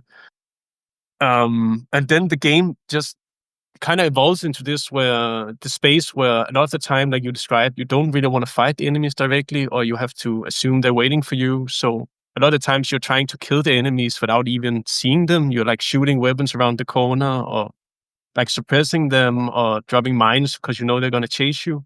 Right. And I think that's when the game became really interesting, because it wasn't just go in the room and shoot things. Sometimes it felt more like you were in this big deathmatch arena, and you just constantly have to be thinking about what the enemies are going to do around you. I think that's what really sets it apart from something like Descent, where the enemies are pretty stationary. Mhm. Yeah. Yeah, it's really fun to. I think about how often, in my case, it's like I need to tell an artist what I have in my mind and have them make that a reality. And I don't think I spent enough time thinking about like both the artist and the storyteller having an idea in their mind, and then the programmer having to figure out how to make that work. I think there should be. I don't have enough appreciation for that sometimes, as I should. But what has that been like? With just some of the ideas and requests that you might have versus the reality of what you can make happen. So you're thinking about requests we get from our players? Well, sure. I mean, requests from the players, but also just maybe even amongst yourselves. Like, I have this cool idea, for a thing that could happen in the game, and then what are the possibilities of how to make that happen, versus sometimes like the reality of it can't be done, or it has to be done in this way. So you sort of get these situations where you have an idea, and then by the time it actually comes to fruition, it's like, well, this is actually different than I had in mind, but it is the reality of how it works, and it's cool. You know what I mean? Yeah. I guess, we try it out, and sometimes, if it's different, as long as it's cool and improves the game and stick to the vision, that's not a problem. But we also have a lot of features that we scrap because they didn't work out how we intended. As for communicating between us, it hasn't really been that problematic. I think it's been fine, and sometimes we misunderstand each other in a way that we get something better ideas. So luckily, there hasn't been much issues in terms of what you're talking about.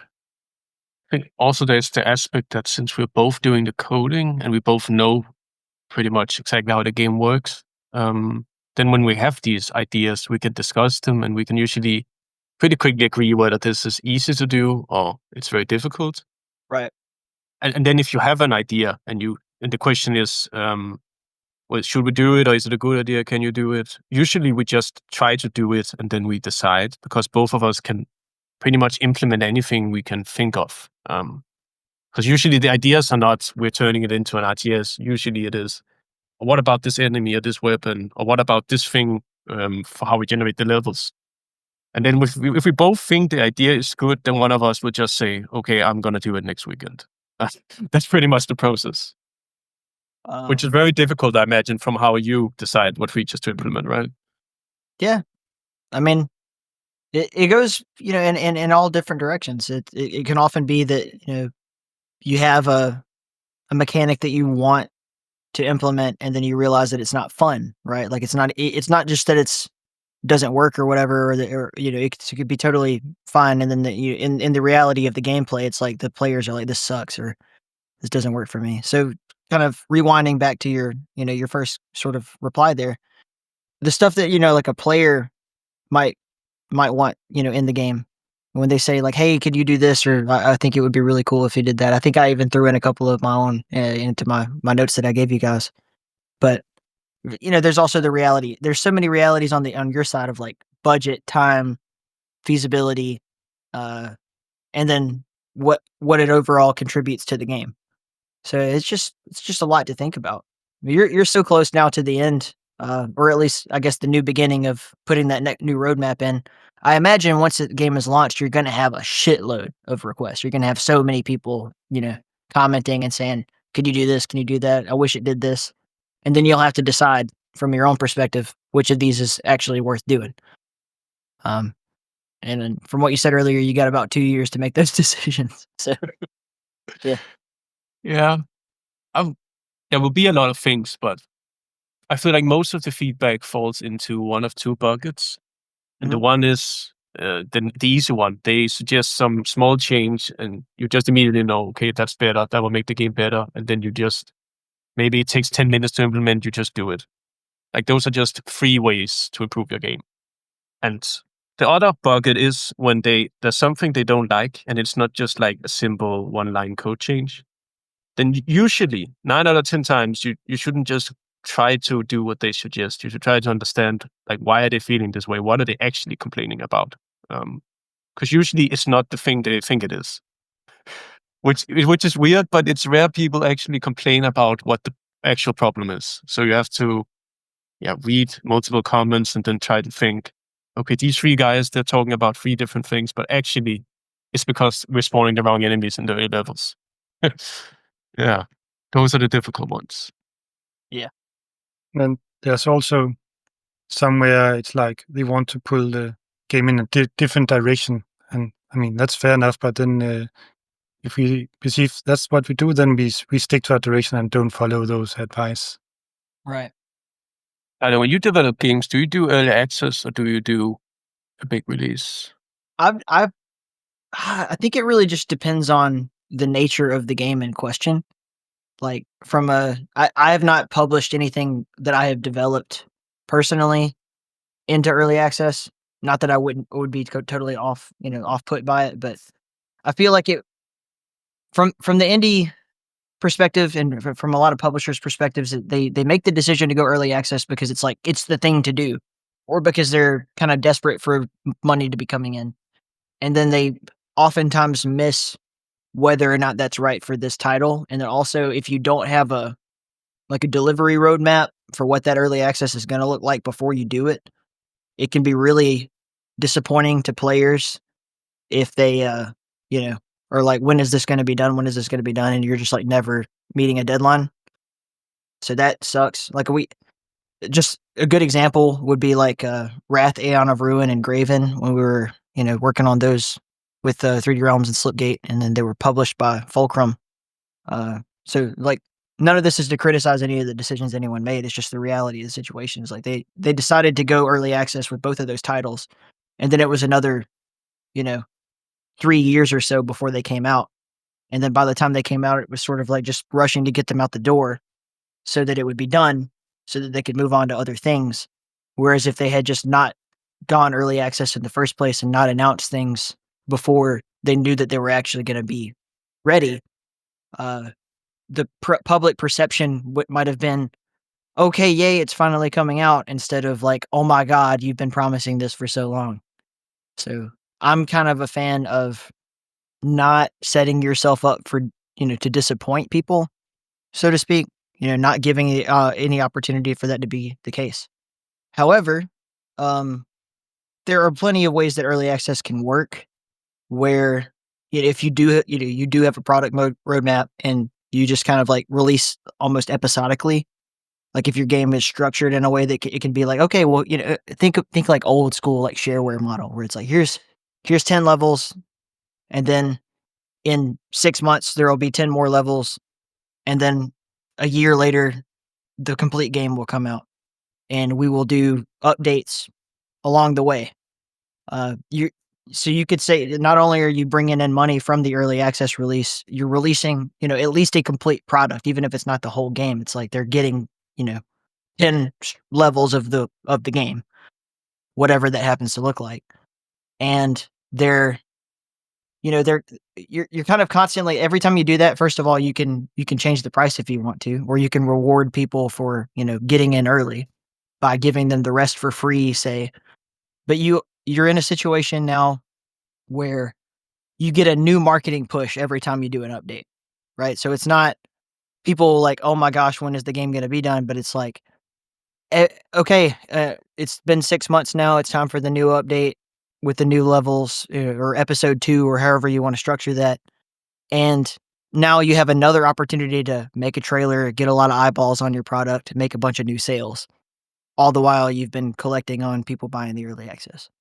That, in that situation, I think it makes sense.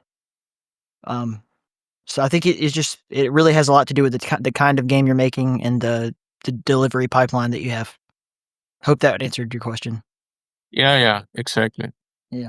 No, you need to have some sort of plan there. Our plan was actually not to. We didn't do a roadmap because, like you said, we didn't want to give people expectations we're not going to meet. Because we wanted to have the freedom to try out features, and if they didn't work, just throw them in the trash. But if you have a roadmap that's saying you're going to do these 5 things, and then you have to implement them, and then you have the choice of either doing things that's not good for the game or having people getting angry at you because you didn't do them. Yep. Yeah. I don't ever want to be in that situation if I don't have to be. It's a real pain. Just never say a release date until you actually know the release date. That's a big one for me. Like, don't even announce a game until you're sure you're actually going to make the game. That's one of the worst things that I think you could ever do to yourself, is like have a really cool idea for a game and some concept for it, put a teaser out, and then just never do anything because it didn't work out or whatever. Makes you look like a giant asshole. I like the focus on the players with this early access. Yeah. Rather than you say, oh, it's just to get some money early and get it 2 peer pushes. I think if the primary focus is on the players and then later for yourself, then you're probably less likely to mess things up. Yeah. Like I said, oftentimes the decision to go early access is just strictly based on like, we cannot continue to do this if we don't have income because we're not making money otherwise. It's almost the strength of having a publisher is that ideally they have other sources of income while they wait for you to perfect what you're doing. As opposed to if you're a small indie studio and you're doing it all by yourself and you don't have day jobs, you're doing this full time, and then you can find yourself in a situation where it's like, we literally cannot afford to continue doing this, unless we find a way to make money. But then I would argue, like, instead of going early access, maybe just do another small, game, maybe even set in the same universe and release it as a prequel or something like that. And then that will just generate more hype. You just have to be smart about what you're trying to do. Oftentimes, especially like younger indie developers, I think get caught up on trying to make their one dream game and they don't ever make other things so that they can learn from that process. And they are not willing to take time away from their one big dream game. And then they end up in these situations where they've, oftentimes gotten into really bad publishing deals or, made maybe some poor financial decisions. Even if you have funding, they spend it all in in a month, and then they're sitting there waiting for that next milestone delivery. So like just financial management in general is a big part of it. I don't know. I think it's really, really hard to kind of make that jump from being a solo dev or, even in your case, like 2 developers to thinking about the long-term impacts of like what does the financing of a game look like. So I just really hate to see like a 20-year-old game developer with a shitty deal, they're locked into it. And it oftentimes compromises their game or compromises their life while they're trying to make their game. Like, you become the starving artist who like has to go work at, I don't know, a part-time job somewhere or whatever. And then you're further delaying yourself to release the game that you've already committed to releasing just to make ends meet. And that sucks. It's probably illegal in Denmark, but in America, this happens like every day. Yeah, and we haven't been in that situation, but I know some of my friends that work in bigger companies, and some of these companies, they want to create their own games or commission other companies to make games for them. Yep. And of course, they have all the money to do this, and they can definitely finance things. But I'm always thinking, like, the kind of people who manage these projects at big companies, I think I would go crazy if I had some guy like that had to manage something like Desecrators, right? Having to, because he controls the money, of course, that makes sense. You have to, in a way, he owns the product, depending on the deal. But I'm just thinking, some guy in a suit, and I have to explain to him why it's important we spend a month making this mine explosion feel good. And that's just not going to happen. Yeah. Well, they have to really know and understand and appreciate games. And, the sad truth, there are great publishers out there. Don't get me wrong on that. But when you're talking about like a giant investment group, or angel Exactly. investors, that kind of thing, and they're not really connected to the product at all. They're just looking for the bottom line. That's hard. I always, have that same, look at Riot Games and how long it took them to turn a product on or turn a profit on, Dota or not Dota. Is it League of Legends? Yeah. Yeah. Just like how long it took to invest millions and millions and millions and then finally get a return on their investment was imagine trying to explain that to some guy in a suit who just wants his money back. And you give them the power to make that decision for you in many cases, because all they have to do is pull the plug and then you're done. And hopefully you didn't sell them your IP. Yeah, that's another big no-no that a lot of folks make that mistake where they sign a deal sight unseen, and then you realize that your intellectual property is now owned by this other, entity or person who doesn't have your best interest in mind or the best interests of your players or your game in mind. And you can't even make a fucking sequel if you want to, or, whatever. That sucks.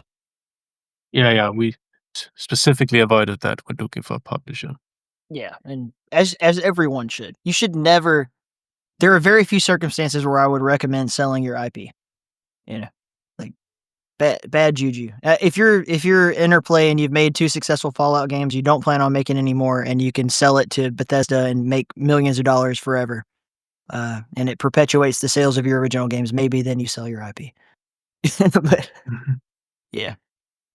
And what's also disturbing, if you look at certain deals, is like it's not just that you make these decisions where you sell your IP or whatever away. It's the amount of money that you actually make that decision for that scares the shit out of me. It's like, you sold it for what? Like, nothing, basically. You're crazy. Yeah, you lost so much potential future income by that one decision that you made today for $50,000 or whatever. It seems like a lot of money today, but it could be a lot more later. $50,000 doesn't get you another game. Yeah, it might get you through a year, maybe. Fuck, if you live in Aalborg, it won't get you very far at all. No, in Copenhagen it will be a couple You'd of be months. poor in it, yeah. But sometimes people do. They make those decisions. You know that that YouTube channel, Channel 5, it used to be All Gas No Brakes. Yeah. Yeah, like his story where he signed a deal when, in his early 20s with the production company who owned the title of the show, and the deal was that they're going to give him an RV, and $40,000 a year, and he could do whatever he wanted. And then it's like, when you're 20, $40,000 a year in an RV sounds like a fucking steal. But when you're 25, 30, it's like, what have I done? And then he had to get out of that deal, break his contract, and then completely rebrand himself under a new banner that he owned himself, because otherwise they were they were literally taking most of his money, and they had the right to do so because he signed the deal. So Oh, I never heard that. yeah, wild. But it happens every day in the music industry too. I mean, God, the sheer amount of pop stars who sign ridiculously stupid deals when they're very, very young. And then you end up in a situation where the production company or the record label owns all of your music exclusively. They have the license to everything. You're not even allowed to like tour around and play it live under your own name because they own that too. Poor Britney Spears, everything was owned by her dad. Or I think of Macaulay Culkin, the actor, Home Alone, that kid. He got royally screwed over by his agents and his family.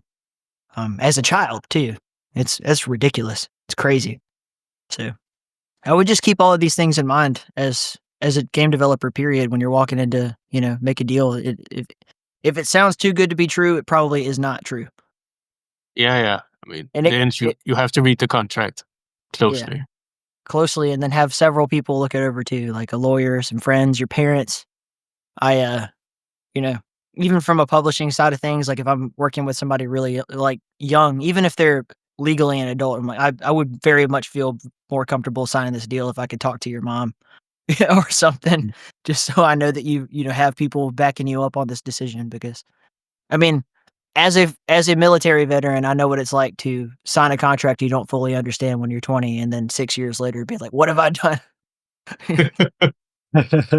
So, for all the good things I could say about it is like, man, I really didn't think about how long 6 years is when I signed that contract, did I? Or, the stuff that it takes out of you too. But that's also part of life. It's not something you can't recover from. You can always come back from a bad deal, but it's just better if you don't make a bad deal in the first place. How did you make the jump from military to games? Basically through the podcast. So the very first iteration of In the Keep podcast was that I was super interested in Quake, specifically like esports, playing online Quake with other people. So I started a Discord server, which is now the public In the Keep Discord server, which was at the time primarily centered around just finding other people of a similar skill, whatever your ELO score, whatever it was, just who were cool playing Quake with each other and actually teaching each other instead of just joining a lobby, getting smashed, haha, noob, and then goodbye. So it was almost like a little indie training ground for that reason, just to find people, like-minded people to play games with. And there was a podcast at the time called The State of Quake that was ran by a couple of really cool guys named Slip and Unkind. And their podcast was more like it just, what's literally called The State of Quake. It's like, what are the updates? What's the news on Quake Champions at the time was the big one. What are the tournaments to look out for? That kind of thing. Just like almost like a sports news show. And I really, really liked that. But they were like struggling to put out episodes regularly because they lived in 2 different cities and everything, different time zones. So then I had got really involved in a lot of their tournaments and helping them out with that stuff. And then I had podcasted before, a long time before. So I offered like, hey, what if we started doing interviews with like pro players and people who are, good at this, and added that to your repertoire. And then I think I did like, I don't know, 6 episodes of In the Keep as like a fill-in for the off weeks for that show. And then after a while, they kind of defunct. So I just took it and made it its own podcast, got its own RSS feed, learned how to edit everything myself. And it grew from there. So it went from, Quake was really kind of my obsession, but then there were more and more arena shooters that I was like interested in. I talked to folks who were playing online Doom and some of the offshoots like Open Arena. There was a game called Master Arena at the time that was kind of like had some steam behind it. Then Diabotical was kind of like the other, maybe it's going to be what brings that Unreal Tournament kind of vibe back to arena shooters. But then the Dust came out. Basically, Dust came out, and then it was boomer shooters were the thing, like these single player games that are inspired by Quake and Doom and Duke Nukem and that kind of stuff. So the podcast just kind of grew from there as I just by a miracle caught that wave, where I had the Dust developers and, like I got connected to Fred when they were originally publishing Ion Fury, and all of that stuff kind of cascaded into one big thing. And I think it was after the first Realms Deep, I had just gotten to know so many great indie developers who were making shooters that's when I kind of made the decision I think I want to, do what became Stellar Valkyrie. That's when I decided like, I'm going to get into this business. So that was, I don't know, 2020, 2021, roughly sometime during the summer, that I first like sat down and said like, all right, we're going to make a company. I'm going to get some people together that I know that are really good and start working on a game. And then that was 3 years before I got out of the Air Force. So by the time I had got out of the Air Force, I had become, I had my own company, my own studio that was still making a game. And then I got involved with Call of Ragnar 2, which is a separate side tangent. But yeah, it just made sense to go, like I said earlier, to Denmark and do that. Like I had the choice, like, do I want to go to uni and take a game development, course for 2 to 4 years and, waste my time basically. I actually did enroll for a game development degree, and then I decided very quickly, like, this feels like a waste of time. This feels like I'm just literally like paying someone else to allow me to teach myself how to do what I could be just doing on my own and making money while I'm doing it. So the decision, was like, go work for a real company, work my way up in that, and then I will just learn how this industry works from the inside. So I got to start off as a project manager, and then maybe like a year later, I was like, okay, I think I got this down. I want to go do marketing. And then, they kept giving me cool opportunities like that. So I started off as like marketing assistant when I made that transfer, and then ended up as brand manager before I decided, like this has ran its course and it's time for me to go double down on my own business and go home. Plus, there were so many layoffs around that time that it was like I didn't want to get sucked into like being truly corporate. I thought that I would be miserable doing that, and I didn't really want to. Honestly, I didn't want to stay in Denmark. Not that I don't think Denmark is awesome and everything, but it's like I missed America, and I had a girlfriend that I wanted to get married to. So here I am. Yeah. That's It's pretty cool. You started with, the whole Quake thing. I love Pro Quake, by the way. hell It's, yeah. It's very fortunate for both of us, I guess, that this whole boomer shooter renaissance happened, because it's still kind of wild to me that it's going, because before that, there wasn't anything like that. People didn't really talk about these games. No. I mean, they existed, but there was no community around the idea of old shooters, as I remember it. In a weird way, even though it's not the best game in the world, Quake Champions brought back so much interest in the, why is it that these old school shooters are so good? and nothing like it exists today. There were a few games that actually did actually try it before Dusk, but Dusk was the one that kind of caught lightning in a bottle. It was like the right game at the right time. Yeah. With the right marketing. Dave Oshry, I take my hat off to that guy every time I hear his name. Like he's a fucking genius. I got to get David Szymanski, the developer of Dusk, back on the show because he's making like a Harry Potter clone right now. He's making this game that's like if you remember the original Harry Potter and the Philosopher's Stone video game, like an indie version of that, and it just looks awesome. And I'm glad to see, the people who kind of cut their teeth on indie shooters starting to explore and move into other genres and stuff too. It's like they made enough money off Dusk that I think David Szymanski can afford to do whatever the fuck he wants for the rest of his life. So really, really cool. It's really cool he's doing these smaller projects where he's exploring different genres and so on. Yeah. He's not just doing Dusk 2, or at least from what I'm seeing. I played this, what's it called? He made this game with a submarine and blood. Yeah. What's it called? But it's completely different from Dusk, and it's short and really well made and pretty disturbing actually. And I just thought that was such a cool experience.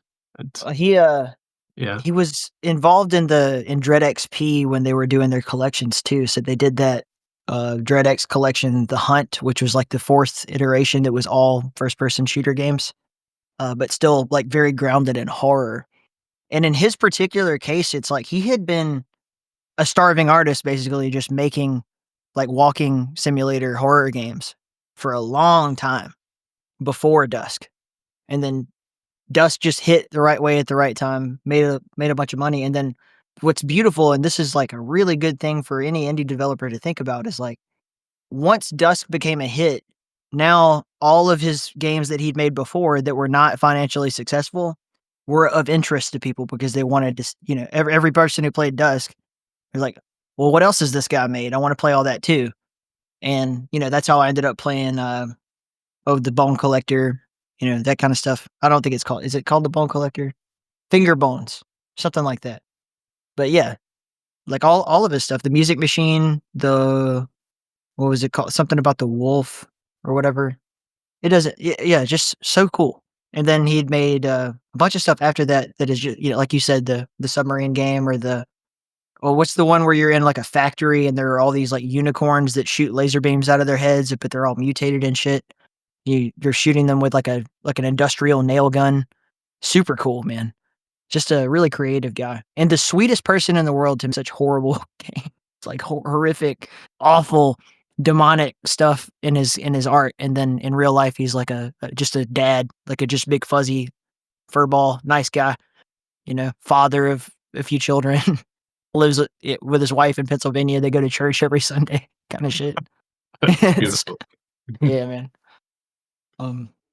There's something about that. But you said you were into Quake and stuff like that. But like, what are outside of space stuff, like games that you really enjoy, just personally, like maybe as a kid or like now, just stuff that's coming out that captures your interest? Or do you even have time to play games when you're making one? Because I find that's a struggle too. Yeah, I can start with the short one, and that is right now, since we started working on Desecrators, it's very limited what I've been playing because, between day job and Desecrators, there really isn't time. And you don't really want to sit at the computer when you have the time, to be honest. But before that was the case, like one game that I played a lot when I was younger was Serious Sam, because that's a really great game, and it was on one of those discs because, again, it was not really a mainstream title, so of course it was there. And the first and second encounter, I played those so much when I was younger. I really, really like those games. Yeah. I think they have this really cool feel where I guess Quake also has this, but it's stronger in Serious Sam, where, of course, it looks like a dumb shooter, but it still feels more like when you play it at the high difficulties, it's more like playing really fast chess, because all the enemies have these very deterministic, predictable behaviors, and all the weapons are very good at one thing. So it's almost like there's only so many valid moves you can make each second. There's only really 1 or 2 weapons that are the right ones, and there's only 1 or 2 weapons or enemies you should shoot at. So I think it just had this really nice, clockwork chess feel where if you're in the rhythm and you know the rules, you can just play it perfectly, and that feels great. I guess Zero Sam would be my big one. What about you, Thomas? So for me, it has been Team Fortress 2, because movement is so fun in that, especially with Demo Man and Soldier. And also played a lot with a friend, especially during COVID. And other than that, it's, I think, Proteus and Ultra Kill. A couple of years ago, I played them a lot. Actually, no, sorry, Thomas. Continue. No. Okay. I was just thinking, actually, another game that's a big influence. That's Free Space 2. I don't know, Tyler, if you even know what that is. I'm not sure. But It's like a space sim it was published by Interplay, I think, and developed by some of the guys who made the Ascent games.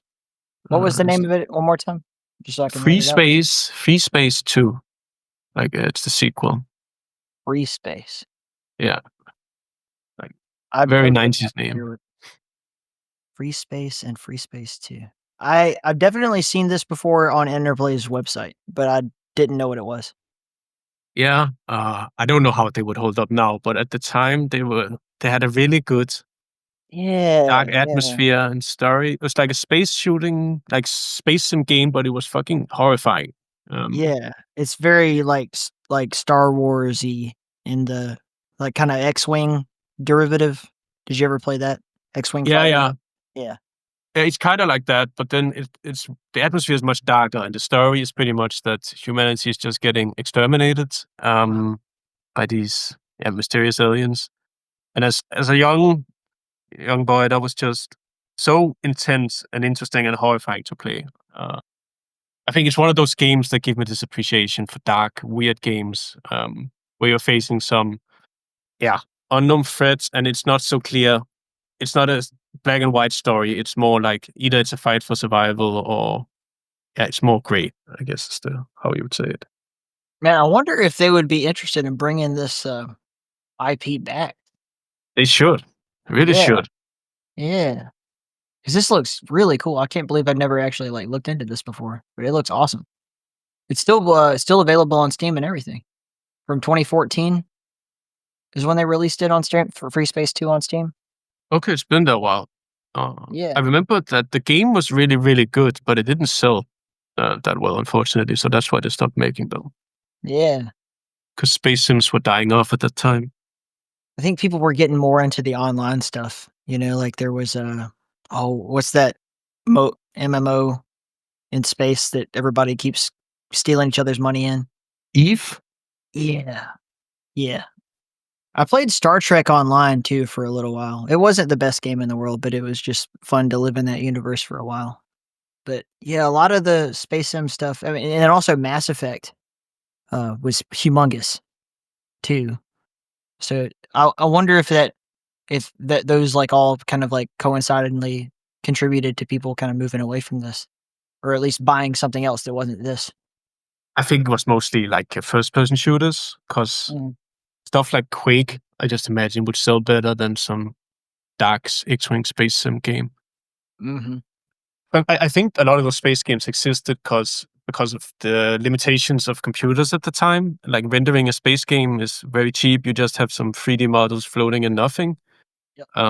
But once you can render worlds and physics and so on, then I think for a lot of people that just appeals more to them than being a spaceship, unfortunately.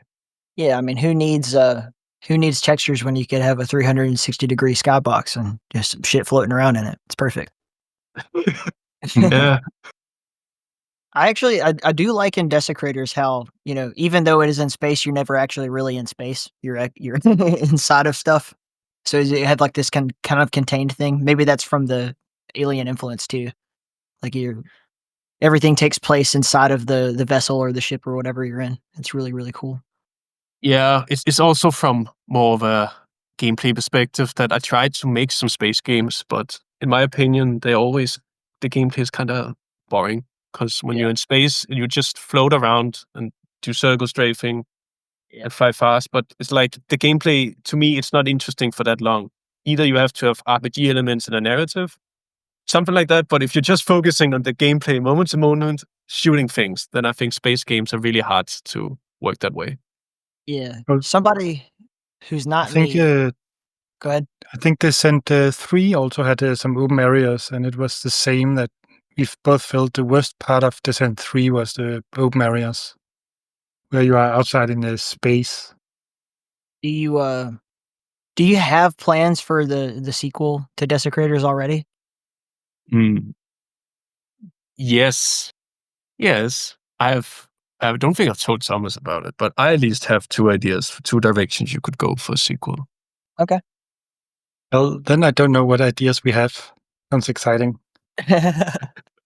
I would just say that if we're looking at making a straight sequel to the game, if I was making a Desecrators 2 from the bottom now, I would do some things fundamentally differently, because after making this game for 4 years, you realize what the good and the bad parts are.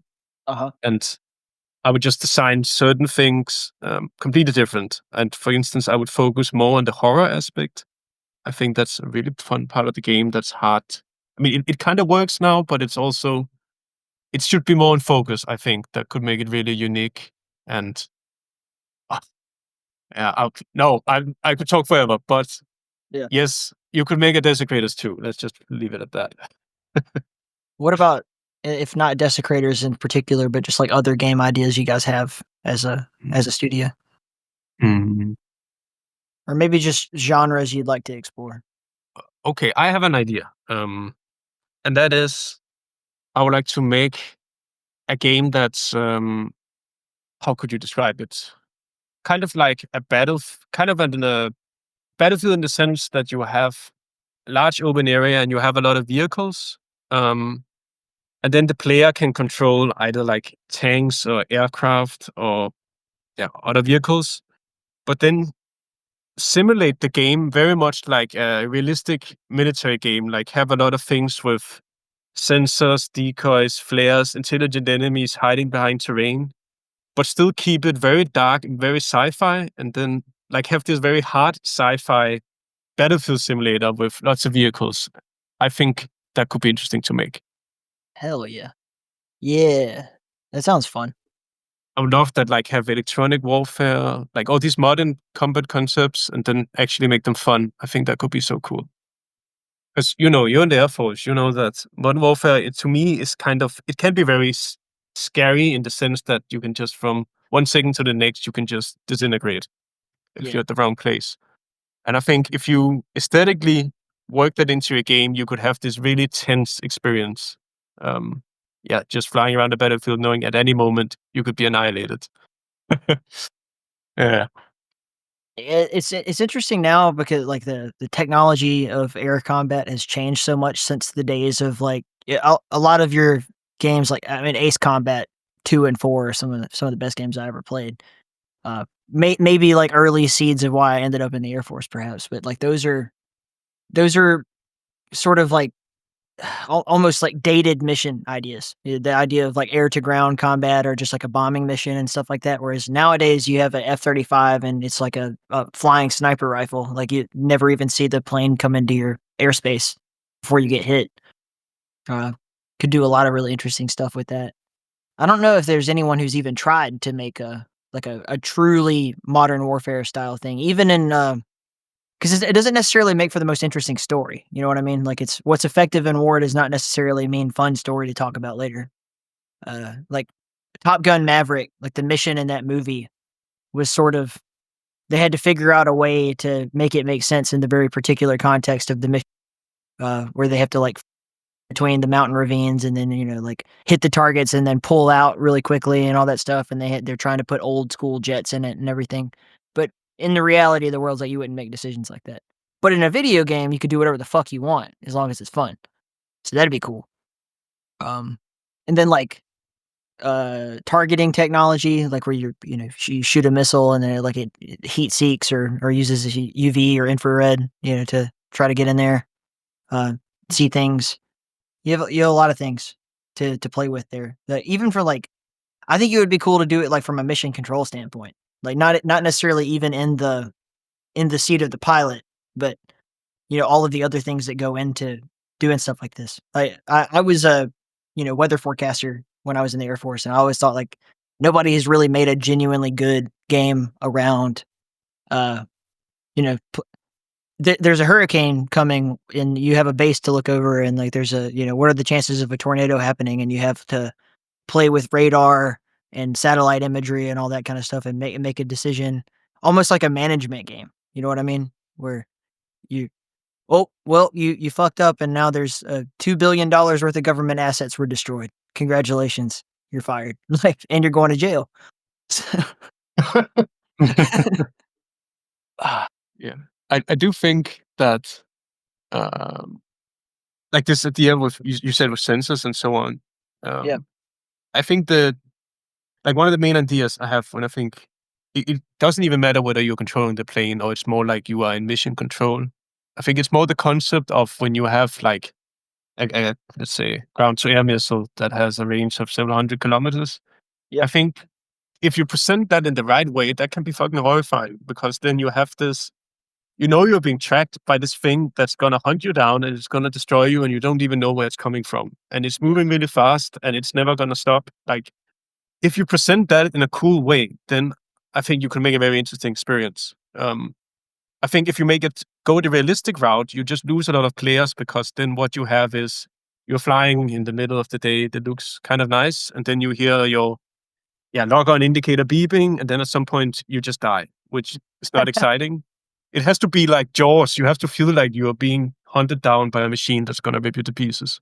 You're listening to KEEP in the Keep.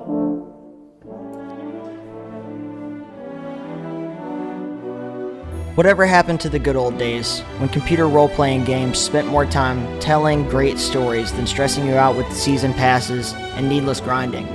Call of Seregnar is our effort to bring back the best in RPGs. Play in the immersive world as two friends adventure into a murder mystery that lands them in the middle of a battle between gods. Head over to callofseregnar.com. That's call of SAREGNAR.com for more info, and be sure to wishlist on Steam.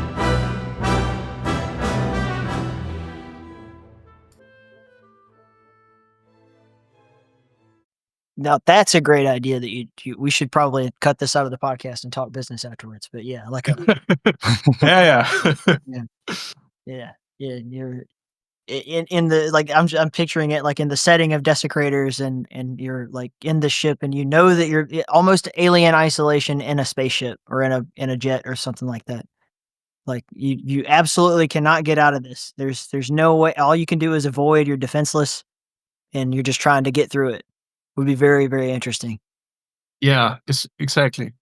Yeah. Ooh. Maybe that's the game we should make, Thomas. This sounds kind of great. Yeah, you were meant to make a horror game. That's what you got to be doing. I mean, I might be up for it. Sounds like there's a lot of fun technical challenges in it. Yeah. You can generate terrain for years, Thomas. It'll be the dream. Yeah. Doesn't have to be that, but yeah. Oh yeah, so what I'm burning for is the technical problems. And, the game is also fun, but most fun for me is coding and fixing problems. So that's what I'm really burning for. Well, here's the technical problem for you. Historically, in games where you're, an airplane flying over ground, like the air-to-ground mission, or even just, you have the ground below you and you're dogfighting in the air. Doesn't matter. The textures on the ground are almost always not realistically sized. They're sort of made so that they suggest the ground, but you actually hit the ground along, like before it would make sense physically to do so. As opposed to like something like Star Fox, where you're kind of like close to the ground and you're bobbing and weaving through things like you would in an A-10 or something like that. So like being able to fly above the airspace and actually like have like realistic physics in terms of like what's on the ground and how it interacts with you would be a pretty interesting technical challenge. So if you're playing like Ace Combat, you're looking down and there's like the suggestion of all the things that are there, but it's not realistic. And if you're within a certain amount of airspace and you're like below 10,000 feet, you could do it all for real. But if you're flying something that would be, 40,000 feet in the air and you have to go all the way down, just rendering shit would be a huge challenge too. Like making it actually like populate quickly. I bet that would burn up some graphics cards. Yeah. Or burn up your network interface. Yeah. I think that's the Microsoft Flight Simulator route. There's something like they recommend, what was it? 50 megabit per second or something. Yeah. But yeah, I mean, first of all, I think you're right that to really realistically render it isn't more about giving the perception of what is there. Mhm. I guess pacing wise, I mean, if you fall to your death, doesn't it take a really, really long time in the real world? Like the feeling of it? Yeah, you usually pass out before you ever hit the ground. Like you're not even conscious. But yeah, ejecting out of a jet at 20,000 feet, you're probably not. Yeah, you're probably burning up. Yeah. But I guess maybe it doesn't really matter that much. You can just make it appear, generate stuff that make it appear like it could be realistic. And then make something big that just flies near you. You're saved, but then you hit the ground. Sure. Yeah, there's so much interesting shit to play with that. Yeah, we'll have to, after Desecrators is out and you guys have racked up all your money, we'll have to all sit down and powwow on this again. So like, fun stuff, man. We need an Air Force consultant. It's funny in Stellar Valkyrie. There's a level that's like a volcano, like classic kind of lava level sort of thing. And I was trying to come up with a name for the planet or the moon that it takes place on. And I ended up actually calling back to my old squadron. I got this tech sergeant on the phone, and I was like, "Hey, I needed a good name for a volcano." And he gave me one that was like a real volcano somewhere in Colombia or something, where they monitor the volcanic ash so that it doesn't, knock a plane out of the sky. It's like one of the worst things that could ever happen to an airplane is to suck up volcanic ash. And then I was like credited him in the game as volcano expert or consultant or something like that. That's pretty good. Yeah, fun stuff, man. Well, I really appreciate this, man. We've used up a lot of your time, and I apologize for being late earlier, man. I totally screwed up with the scheduling software I have, but it still worked out. I'm really looking forward to seeing how you guys do once the game is out. Assuming this comes out on Tuesday, that'll be a couple of days. So, good luck. Comes out on Tuesday. Yeah, man, and definitely just make sure you guys keep me posted if you have anything I can do for you or whatever. Just I'm a message away. No worries. Okay, yeah, wait. It comes out on Friday, right? Don't scare me like that. Yeah, better. Desecrators come out on Friday. Oh, good, Tyler. You got me there. Did I say something wrong? You said Tuesday. I was like, oh, the God. podcast is coming out on Tuesday. Oh, okay. That's better. Oh, my goodness.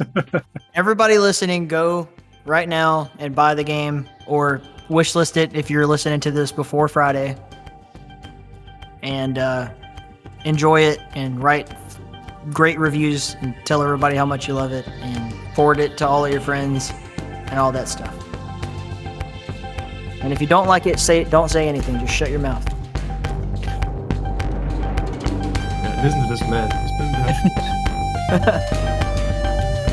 All right.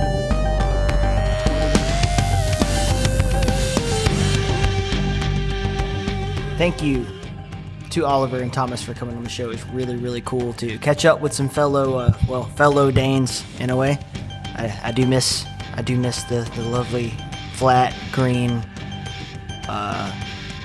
calm quiet of Denmark sometimes, and it's always good to catch up with some friends from there, man. I really want you guys to grab this game. It comes out on Friday. Desecrators. If you like Descent, if you like spaceships, if you like shooting stuff and upgrading things, there's no way you won't like it. It's freaking really good. It's a lot of fun, and I'm hoping that many people will enjoy it. Also, make sure you're following them on X, Desecrators, and everything, and wherever else you follow stuff, whatever that means. Thank you to all of our Patreon supporters. I love you so much. You are wonderful. If you are interested in supporting the show, you ought to head on over to inthekeep.com/support. And there are many ways to do that. You can, of course, become a Patreon supporter yourself. You can even just be on the free tier. I do drop stuff to that rank at times when I can, but you'll even still get updates. You'll know what's coming up on the show. What else? Oh yeah, I set up a new thing where you can buy me a book. I made an Amazon wish list of books that I want to read, and since I'm always talking about books on here, I thought that would be a nice way. So if you do that, just let me know. Make sure it has your name in the gift, and I will make sure you were properly thanked for it. You're amazing. I love you all. Mwah. Also, transcripts in the articles now. I don't know if y'all noticed that. Stay in the keep. Hi, I'm Ben, host of the Field and Foley podcast. Every episode I sit down with incredible guests. Not just sound designers, field recorders, or musicians, but experts in everything about audio. We explore the creative process behind the sounds that shape our favorite games, films, and experiences. Whether you're an audio professional or just someone who loves great sound, Field and Foley offers deep dives, behind-the-scenes stories, and insights you won't hear anywhere else.